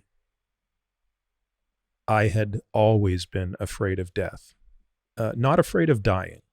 And they're obviously different, right? Dying is the mechanical process of, going away. I think I probably have the same level of trepidation about that. There's the uncertainty. Am I going to die in a car accident? Am I going to die this way or Right. that way? But that's actually a far distant concern to me. I think my greatest fear was my fear of not being here. And I think that fear took a dramatic step forward when I became a father. And I think the reason for that is the constant tension between what I'm doing and what I should be doing. And therefore I think my initial kind of obsession with this topic of longevity, which started about 10 years ago, in some ways, although I didn't know it at the time, was really trying to delay this thing I didn't want as much as possible, which was leaving this planet without having done what I was supposed to do, because deep down I kind of knew I was doing a bad job of it. right? Which was Right. not being a good enough dad, not being a good enough husband, not being a good enough fill in the blank. So I think that through everything that I've gone through in the last year and so, I'm now I've got more confidence in those in the stuff that I'm doing that I actually don't feel afraid of dying in the way I used to. Right. Yeah. In that I'm coming to you grips can with the answer fact that that you can yeah, answer those questions in the affirmative. Like, yeah, yeah, I'm doing I'm a good dad, I'm I'm yeah, a good exactly. husband. Yep, exactly. Yeah, that's pretty awesome. That's a great place to be. I mean, I think if I was just talking to my mate yesterday about that, the idea of coming to terms with, I've done enough. Like, there's more I want to do, but we've done enough. It takes a huge weight off. I think for people like us, that idea of having to do more. Let's talk about this in the context of The Fountain, right? Which is, I think, one of the most amazing movies. I mean, obviously, you and I are both just such fans of Darren. Yeah, Um, and I think he's literally just one of the most gifted people imaginable. yeah, And what I like about that movie, oh, there's so many things I like about it, but is that it's open to so many interpretations. And I actually want to hear yours because I'll share with you mine. And I've never heard Darren's. I don't know if Darren's actually spoken about what he intended it to be, and maybe he didn't. he has. Has he? He has. He has. Okay, well, I mean, he before wouldn't. you tell me, I want to Okay. tell you what I Yeah. think. But obviously, the theme of this movie is immortality, right? This is a big part of it. How did you get inside that character of Tomas, Tom, Tommy?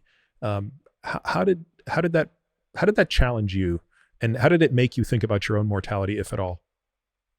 Hugely. It was so we, you know, 17 years ago now, Darren came to see me do The Boy from Oz, a musical.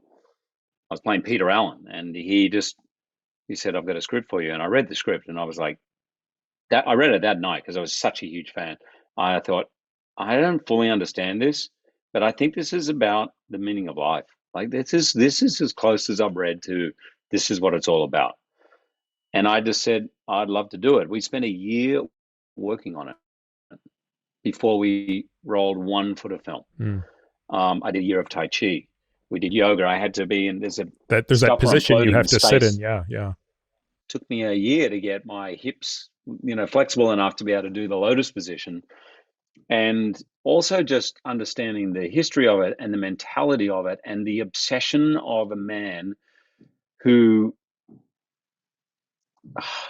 I'm now literally, as I'm speaking it, I'm Hmm. seeing some of the parallels with your chapter in your book, right? His love for his wife who is sick and dying, and his race to heal her and cure death, and his obsession with that and the absolute need to cure death. When I spent a lot of time talking to doctors, there's a lot of doctors who believe that's in some ways theoretically possible, that we could cure every disease, which is interesting. Probably another question I want to ask you. But I had to go further inside, deeper into my own emotional reservoirs, journey. And in many ways, it was the most lost I've ever got in a character.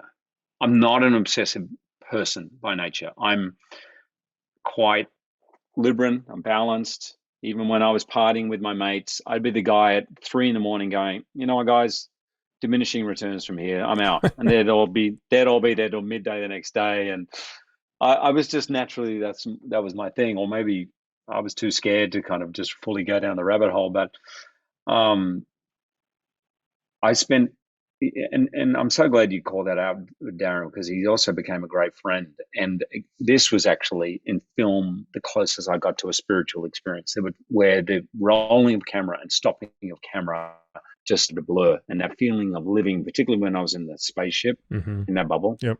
There were moments where it touched on emotions for me, where an hour later I was still crying. Like, everyone's gone to lunch and I'm racked with sobs. Like, it was touching on things, and that was totally because of Darren and his belief in the sacredness of a creative space. He's just a pure artist.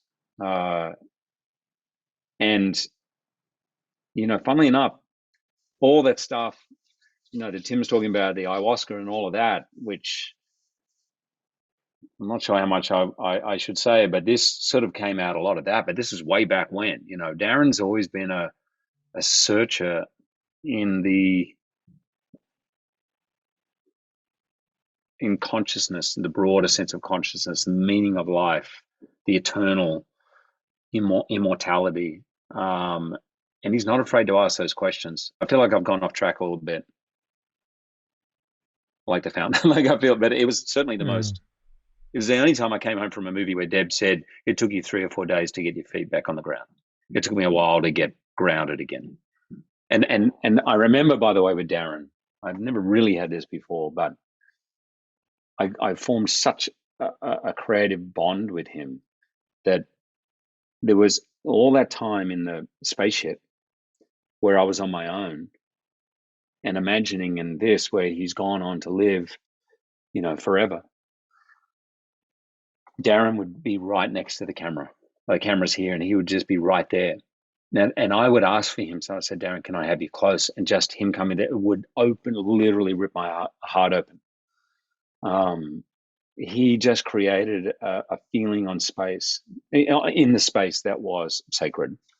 And in terms of what it's about, I used to ask him all the time, like, dude, can you explain this? And he goes, what do you think?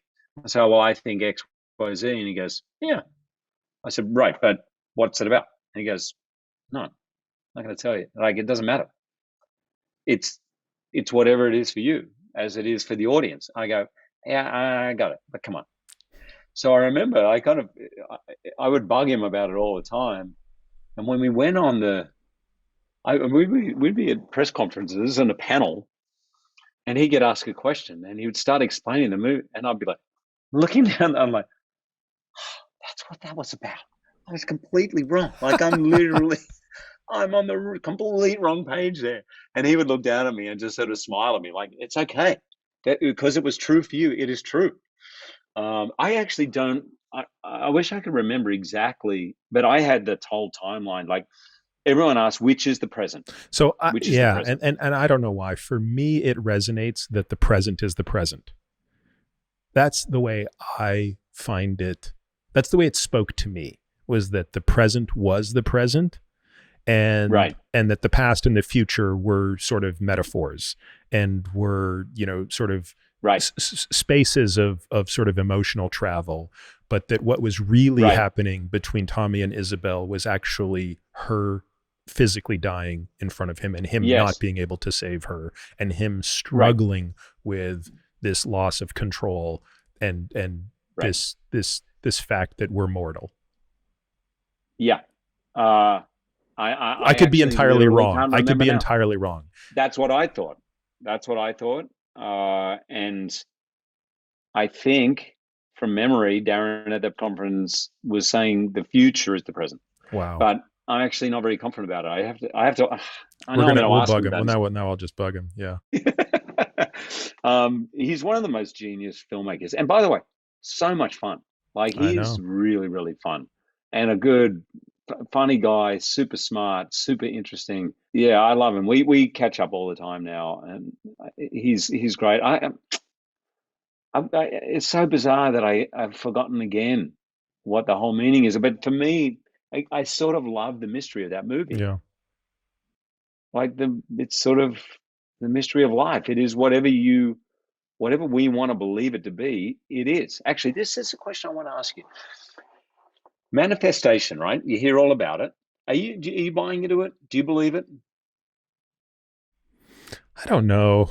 I mean, I think I'm still in many ways sort of grounded to my science, my reality. Yep. What about you? I'm a recent convert to it. You're evolving, yeah. I actually, my dad was always about it. Mm-hmm. Always this. And in my head, I'm like, it just sounds nice. And I get the placebo effect. If you believe something, it's probably going to come true. And certainly with fears, like, don't hit the tree. Oh my God, the tree, right? Yeah. If you're thinking about obsessively, you're heading that way. But I used to think, no, and actually my life is a good example. I used to say to people, like, if I had manifested when I was 23, I wouldn't have thought up half the stuff that I've done Right. or has happened to me. Not even a quarter of it. I would have had far less sort of scope to imagine what could be. So maybe I would have limited my life if that was true, you know? So that's not what it's about. So like Deb and I play backgammon. Hmm. We play backgammon a lot, like probably 15, 20 games a day, maybe Really? 400 or 500 a month. Yeah. Wow. It's like our little backgammon is such a great game because it's 5 minutes. Like chess is like a commitment. It's minimum 30 to an hour. You just don't really often find that time, right? Backgammon, you can just go and play one game, 3 games. Anyway, when I was first introduced to the idea, I wanted to believe it because I was hearing it from a life coach that I still see to this day. And I thought, you know what, I'm going to test this out. I'm going to test this out in backgammon. And it worked. It literally worked. I was losing for the month there was no way I was going to win. I was like, all right, this doesn't make any sense that I'm going to win this month. I have to win like 20 games to 3 or something like that to win. Okay, I'm practicing. Close my eyes, believe it, feel it, imagine it. Okay, imagine your senses around it. That feeling when the dice is rolling, it's a double six. The frustration of Deb that I'm winning. Could it be? Believe, and I won. And I'm like, I almost didn't want to test it again because anyway, I'm a recent convert, but I imagine, like, even if you publicly said, yeah, I'm kind of into it, you would probably get completely destroyed. You would be professionally destroyed. But anyway, I'm just sort of that's why it's a very unfair question. But I do find it fascinating, and it maybe for me goes back to my biblical religious sort of upbringing. All that stuff in the Bible of you can move mountains, and if you believe it, if you know what is prayer, other to imagination, then you hear Coach K, that famous letter to self. Have you heard that? No, Coach I K's haven't. letter to self. No. I think it was on CBS Sunday Morning. He used to do this thing where letter to myself. So you Okay. write a letter to your 8-year-old self. Listen to Coach K's. And It is Coach K so would good. have all the players do it, or No, he did it. he did it? Okay. He did it for himself, a letter to himself. When he was 8. And you can Google it. Yeah. Okay. No, when he I was mean, he did. Yeah, yeah, yeah. 50. But a letter to his 8-year-old self. Yeah. And he talked about, he didn't say the word manifestation, but the power of imagination. He said, if there's one thing I could tell you, all those hours spent imagining that you're hitting the game time buzzer when you're really on your driveway out the back and you're going past 6 defenders and there you are, lay up and you win the championship. And he goes, that those hours you spend are preparing you for the future in ways you do not yet understand. But I actually think to me that's very plausible, right? I think that that's entirely plausible, because I think that is rehearsing a set of skills and literally myelinating a set of channels in the body that do come into play. Right. Where I can't come up with a plausible explanation is where it purely, where it impacts randomness that's out of your hands. Right. In other words, I can absolutely see how it can actually material alter the course of something you have control over. But I don't understand the mechanism by which it would go otherwise, which of course is exactly the great conundrum of how one reconciles religion and science, right? Like, yeah, religion makes sense to me in the sense of why it exists. It exists because we had no tool to explain the natural universe until 400 years ago. Right. Until the 17th century, there was no tool to codify nature. Right. So if you think about how many thousands of years our species existed without a framework or a tool to explain what we saw, why is it bright out? Why is it dark? Why are there stars? Why does anything happen? Well, if we don't have a tool that can say, well, there are gravitational forces and this planet is rotating this way, well, then you have to come up with something Right. plausible. And that something plausible becomes stories. And those stories become the basis of religions. And that's why, going back to a question you asked me a long time ago, I think that's why science is very difficult for people to understand. It is not remotely innate. Evolution has not at all prepared us for it. We have not been selected for it. It's, the scientific method is literally only 400 years old. The idea of controlled experiments, like, this is a fraction of time in evolution's Yeah. history, right? This is less than 1/1000th of 1%. Yeah. So the likelihood that this would be innate to any of us is preposterous, right? Yeah. And I'm sure there are some people for whom these ideas come more naturally than others, but just as there are probably some people for whom acting comes more naturally than others. But the reality of it is, if you want to be good at your craft, you've got to practice it. And similarly, Right. learning to think critically is very difficult and very unnatural. We're wired to pattern recognize and come up with stories. Right. Absolutely. Evolution actually prepared us very well to do that, because you were rewarded for that evolutionarily, right? Right. You know, if you saw, Billy in your tribe. What story do you tell your kids? I actually love to try to explain science to them. I really do. But if they say, Dad, is God real? Yeah, this is where my wife and I struggle a little bit. I think my wife likes to demur a bit more and say, well, I think that's, she'll say more like, that's a bit of a mystery. I'll just say, look, there's no evidence of that, Right. and that's, I'll just, and again, that really, amazingly, I haven't been asked that question directly, but what I like to be able to do is kind of not get dogmatic with them and say, of course not, that's a stupid question, blah, blah, blah, blah, blah, but instead say, well, it's an unanswerable question. Let's be honest. Right. It's an unanswerable question. Right. So maybe you'll find yourself being an agnostic more than an atheist. Yeah. But let's think through, how would one even go about answering that question, and how would you test some of the claims that would come along with that question? Things like that. Yeah. So this goes back to kind of what you said By to the way, Ava. don't read your social media tomorrow. There's going to be a lot of evidence just plowing in. Yeah, exactly. So on this thought of immortality, let's talk a little bit about Logan, because how much affection do you have for Logan? Like, he's been such a part of your life for so long. It's like, I can't imagine how you must feel for him, because my affection for him is unbelievable, right? Like, he's not even real. And yet I feel an affection for him the way I feel an affection for you. Now, explain how that's possible, right? Like, you're a real person. You are my friend. I have affection for you.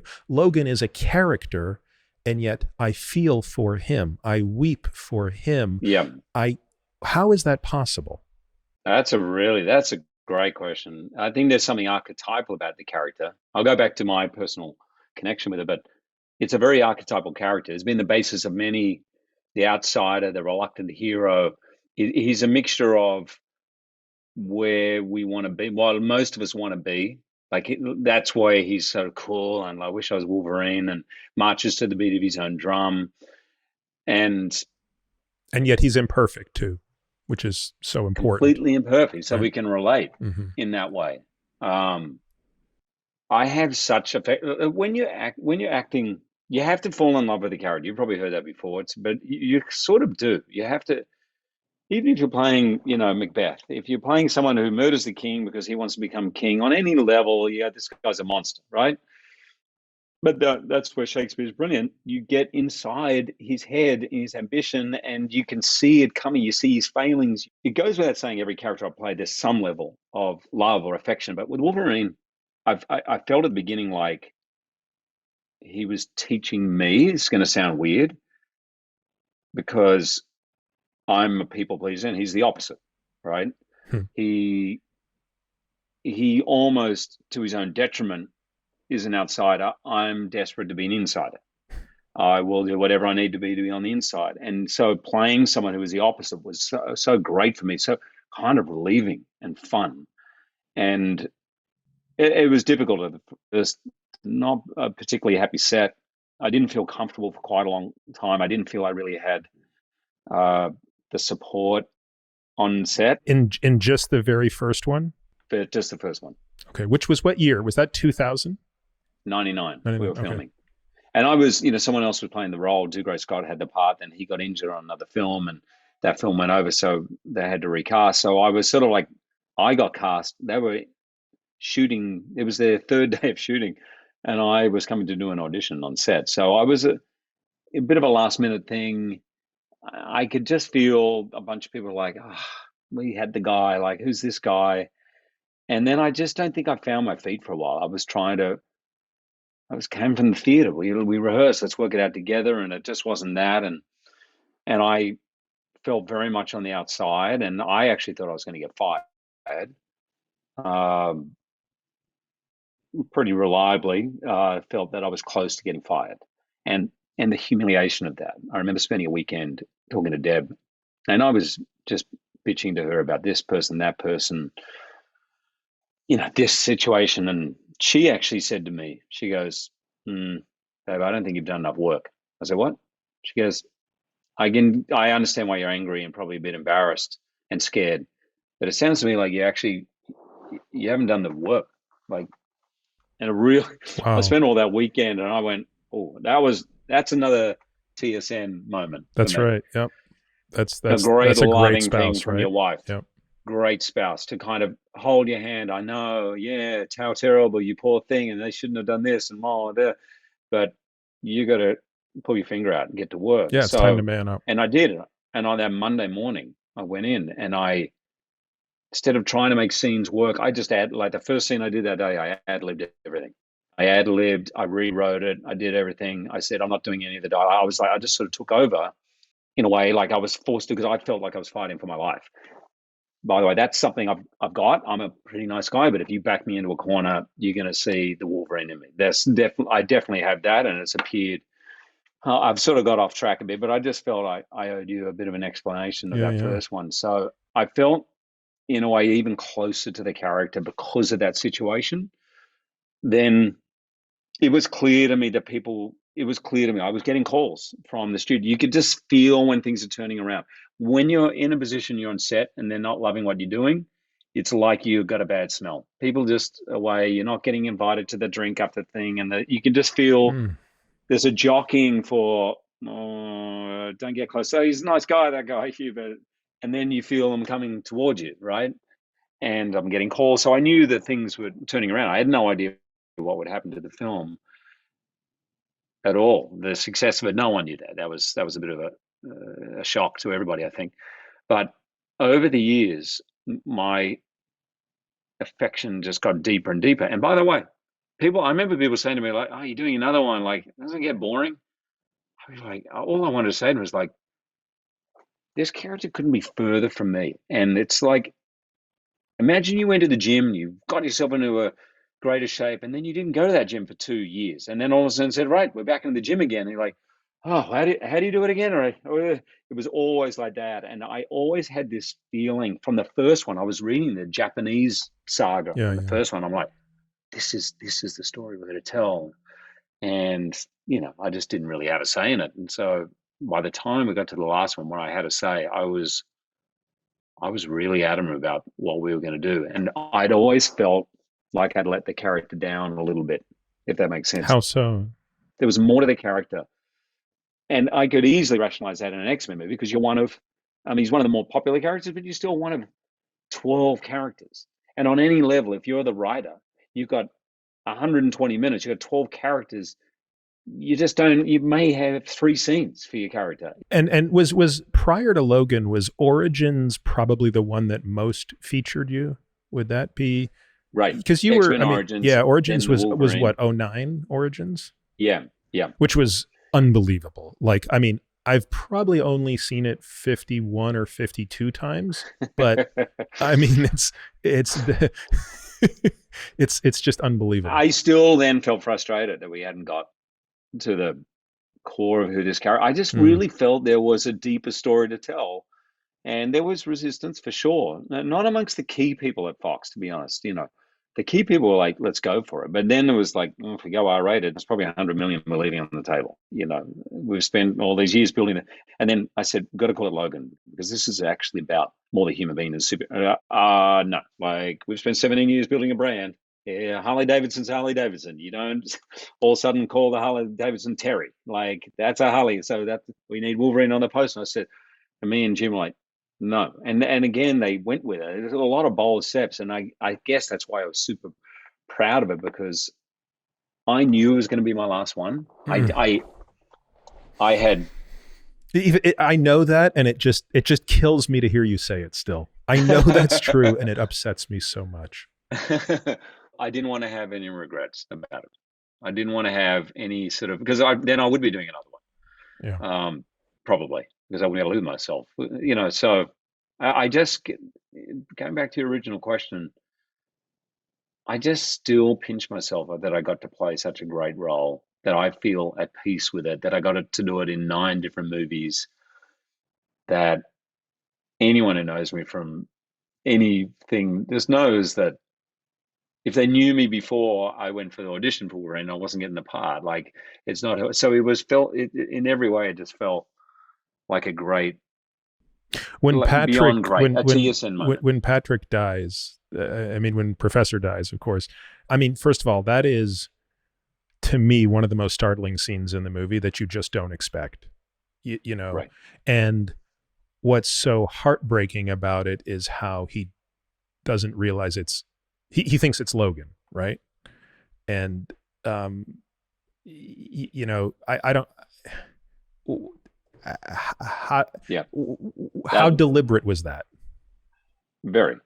That was very deliberate, and that's where, like, the writers and Jim Mangold, they just made so many decisions I was just immediately so proud of. When I watched, first of all, Patrick was incredible. That scene prior to him dying, he does that monologue, which is admitting his failures and faults and his regrets, and live. It's not too late for you. Live. I know. You can live. Like, it's so beautiful, beautifully written, incredible. His affection for your daughter is unbelievable, and he's basically trying to give you this one last chance to make it all right. And then I remember sitting next to Patrick Stewart and Jim Mangold, the writer director, who I've done 3 movies with, is one of my closest friends, in Berlin. So we go to the Berlin Film Festival, which I wrote down on a sheet of paper. This is the type of movie that will premiere at Berlin, like film. This is going to be seen as a film, not a superhero movie, but a film about a real character. So we're sitting there, and that scene and Jim just directed this so well. I obviously wasn't there because my character's in the grave. Spoiler alert, if you haven't seen it. But where she walks up, all the other kids walk off.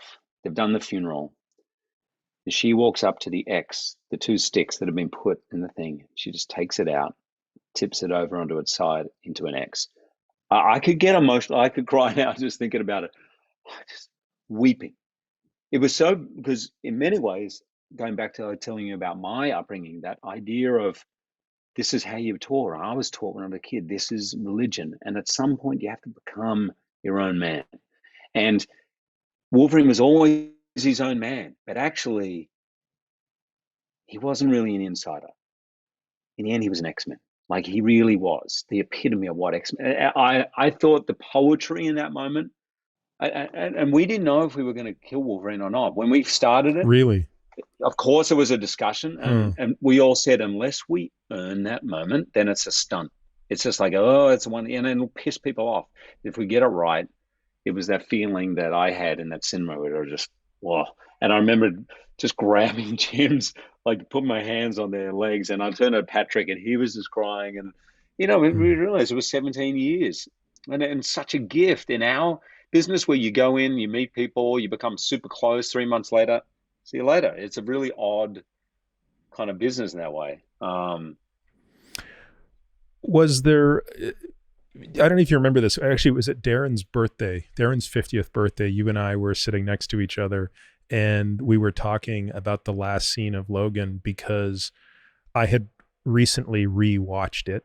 And I sheepishly admitted, I was like, you're not going to believe this, brother. But the first time I watched this, when Logan says, this is what it feels like, I thought he was talking about death.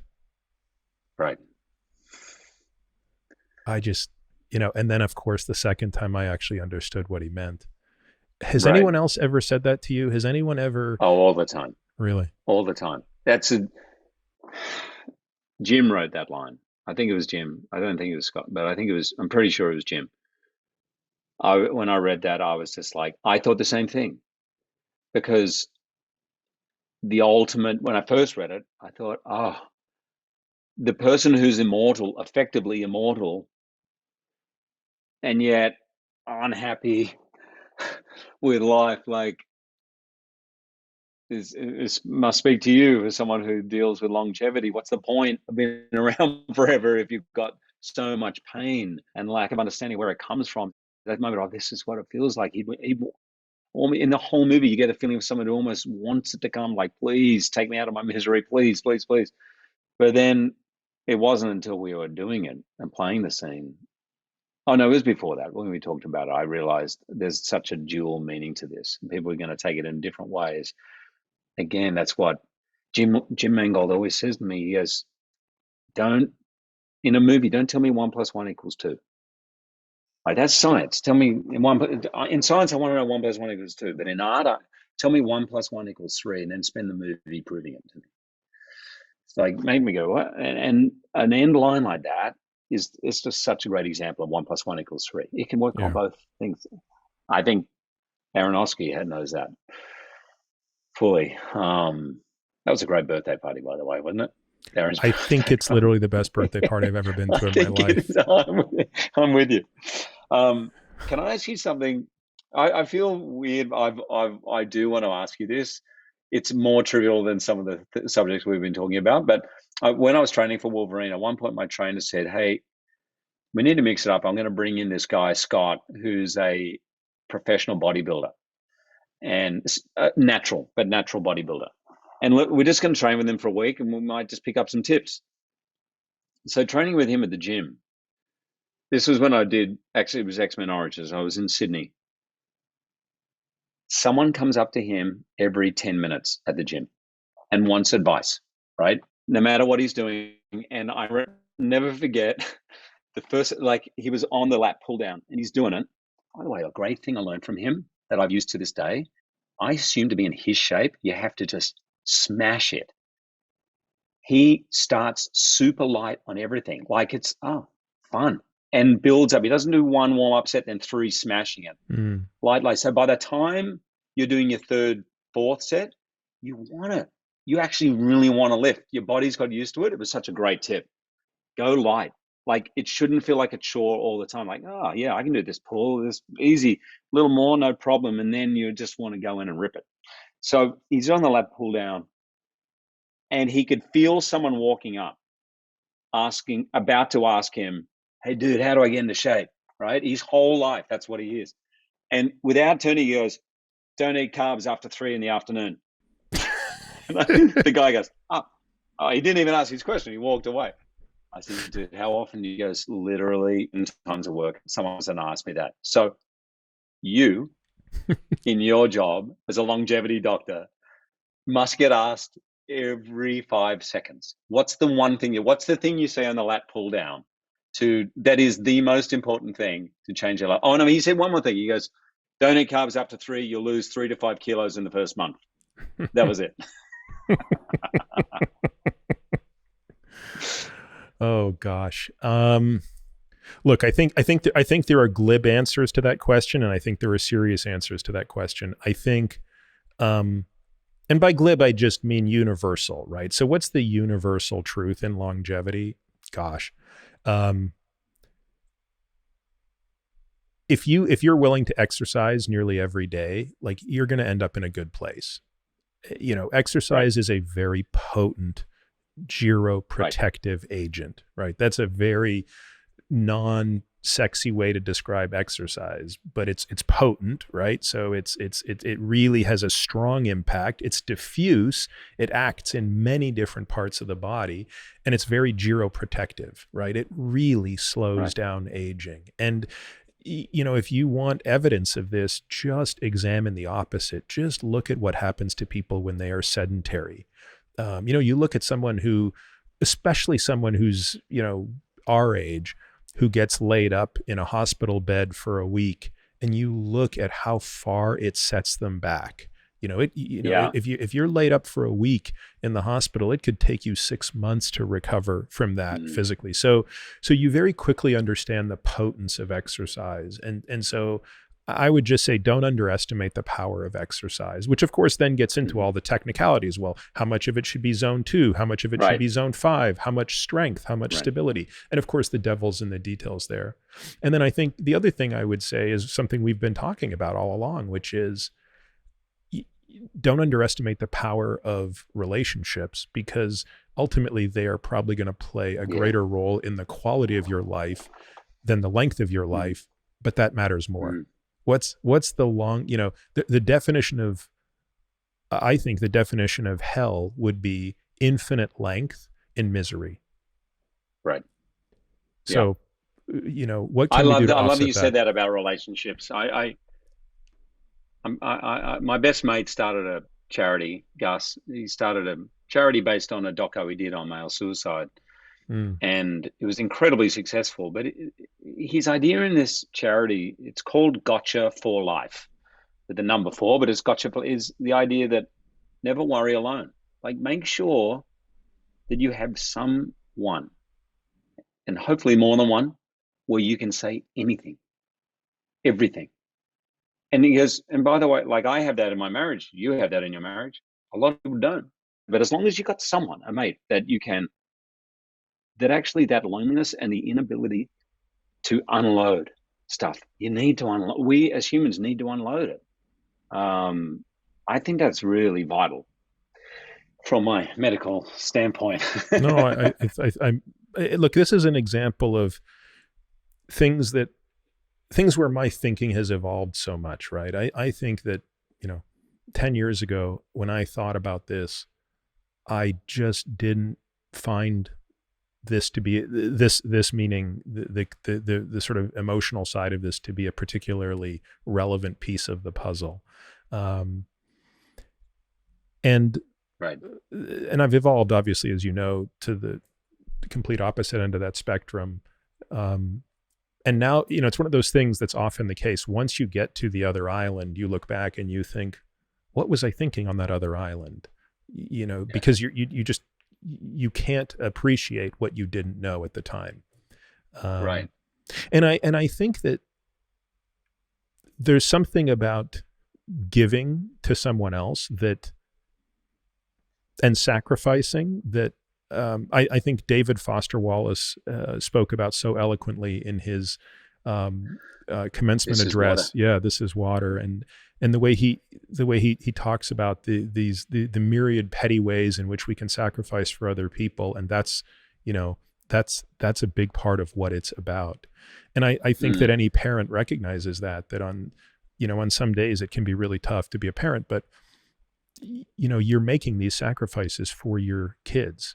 It's not always fun to be a parent, right? It's not always fun to be married. It's not always fun to do all of these things. But I think somehow finding the beauty in those difficult moments, when your kid's having a meltdown, or when your spouse is really pissed at you and you think it's unjustified, but you bite your tongue, like, there is value in that. Totally. And I think there is joy in that.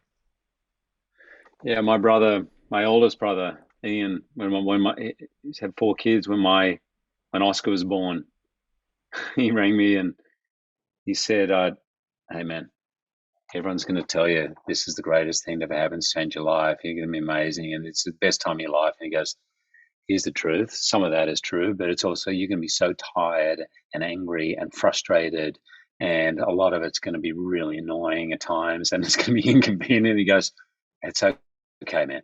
When those moments happen, just give me a call. Like, it's okay." Yeah. It was so relieving because, of course, You get 3 hours sleep a night, 4 hours sleep a night, you're going to be shitty, at times. And of course, it is great too. But parenting is, I tell you, I've learned the mirror gets, shone up to you of who you are so quickly as a parent. Yeah. Very nakedly. So how do you handle aging in your field, right? You're in a field where you are forever going to be judged by your appearance. I think the field is harsher on your female counterparts than you. For sure. But nevertheless, how do you think about this process, and how do you balance? Because, you're becoming better and better in your craft, and you're getting older. And at some point, I mean, there's the Clint Eastwoods of the world where, I mean, they just seem to never be able, they seem to transition into that age, like as they go. Totally. Yeah. I embrace it. Certainly 95%. Mm-hmm. Sometimes you go, wow, or you'll see a photo of it, where you looked and you go, wow, those bags, wow, like you look like shit and all that. But in general, I embrace it. He'll kill me for saying this, but the guy who did my skin cancer, my basal cell, I had a bunch down on my nose. So every time I go in there over the years to do something on my nose and they're doing corrective surgery, it's like, I could just do a little, this bag, it's easy. I could just fix that, or we could do that. I'm like, no, dude. And, or he goes, I could take some fat from somewhere and I can pump it into here, and then you won't get that scar, that divot, because when you look from the side. And I said, no. And he goes, it's my work. And I said, it's my nose. I don't have that. I kind of have that feeling of embracing it, and I actually enjoy it. If I'm really honest, part of that, I want to stay a movie star. I've got to do that. I've got to be, is exhausting to me. It feels pointless to me. And I'm happy not to embrace it. You know what I mean? It's like, I've never really loved that side of it. And it's exhausting, relieving. My real North Star, I look to, is Paul Newman. Everything, the way he did his career, the Newman Zone, the way he just kept his passions going. And he did a lot for the Actors Union behind the scenes. He did a lot on nuclear disarmament behind the scenes. Like, yeah, that's the way you do it. Did you ever get to meet him? Once, and it was awesome. It was awesome. He was fading at the time. He was super skinny and clearly not well, but yeah, he's my hero. So thanks for today, man. You're a hero to many. Thanks for the conversation. And you've played many heroes. And I thank you so much for your openness. I know it's a hard thing for an actor to do, because you have this contract with us that says, as long as we don't know you, we can believe you. Right. It's true. But as you can tell from me, I want to answer the questions. That's why I'm doing it. So you're right. It's a bit of a tightrope, but you help me walk out better than almost anyone else. And I listen. We're friends, but I also listen to your podcast, and I think what you're doing is really helping. It's helped me a lot. Well, thank you for that. I love you, man. Give my love to the kids. Give my love to Jill, and thanks to the two Nicks behind the scenes there doing all the work. Love you, man. I love you too. And please give my best to Deb and the kids, and look forward to seeing you in person, hopefully in the next 3 months. Awesome, man. All right. See you. Thank you for listening to this week's episode of The Drive. If you're interested in diving deeper into any topics we discuss, we've created a membership program that allows us to bring you more in-depth, exclusive content without relying on paid ads. It's our goal to ensure members get back much more than the price of the subscription. Now, to that end, membership benefits include a bunch of things. 1, totally kick-ass comprehensive podcast show notes that detail every topic, paper, person, thing we discuss on each episode. The word on the street is nobody's show notes rival these. Monthly AMA episodes, or Ask Me Anything episodes, hearing these episodes completely. Access to our private podcast feed that allows you to hear everything without having to listen to spiels like this.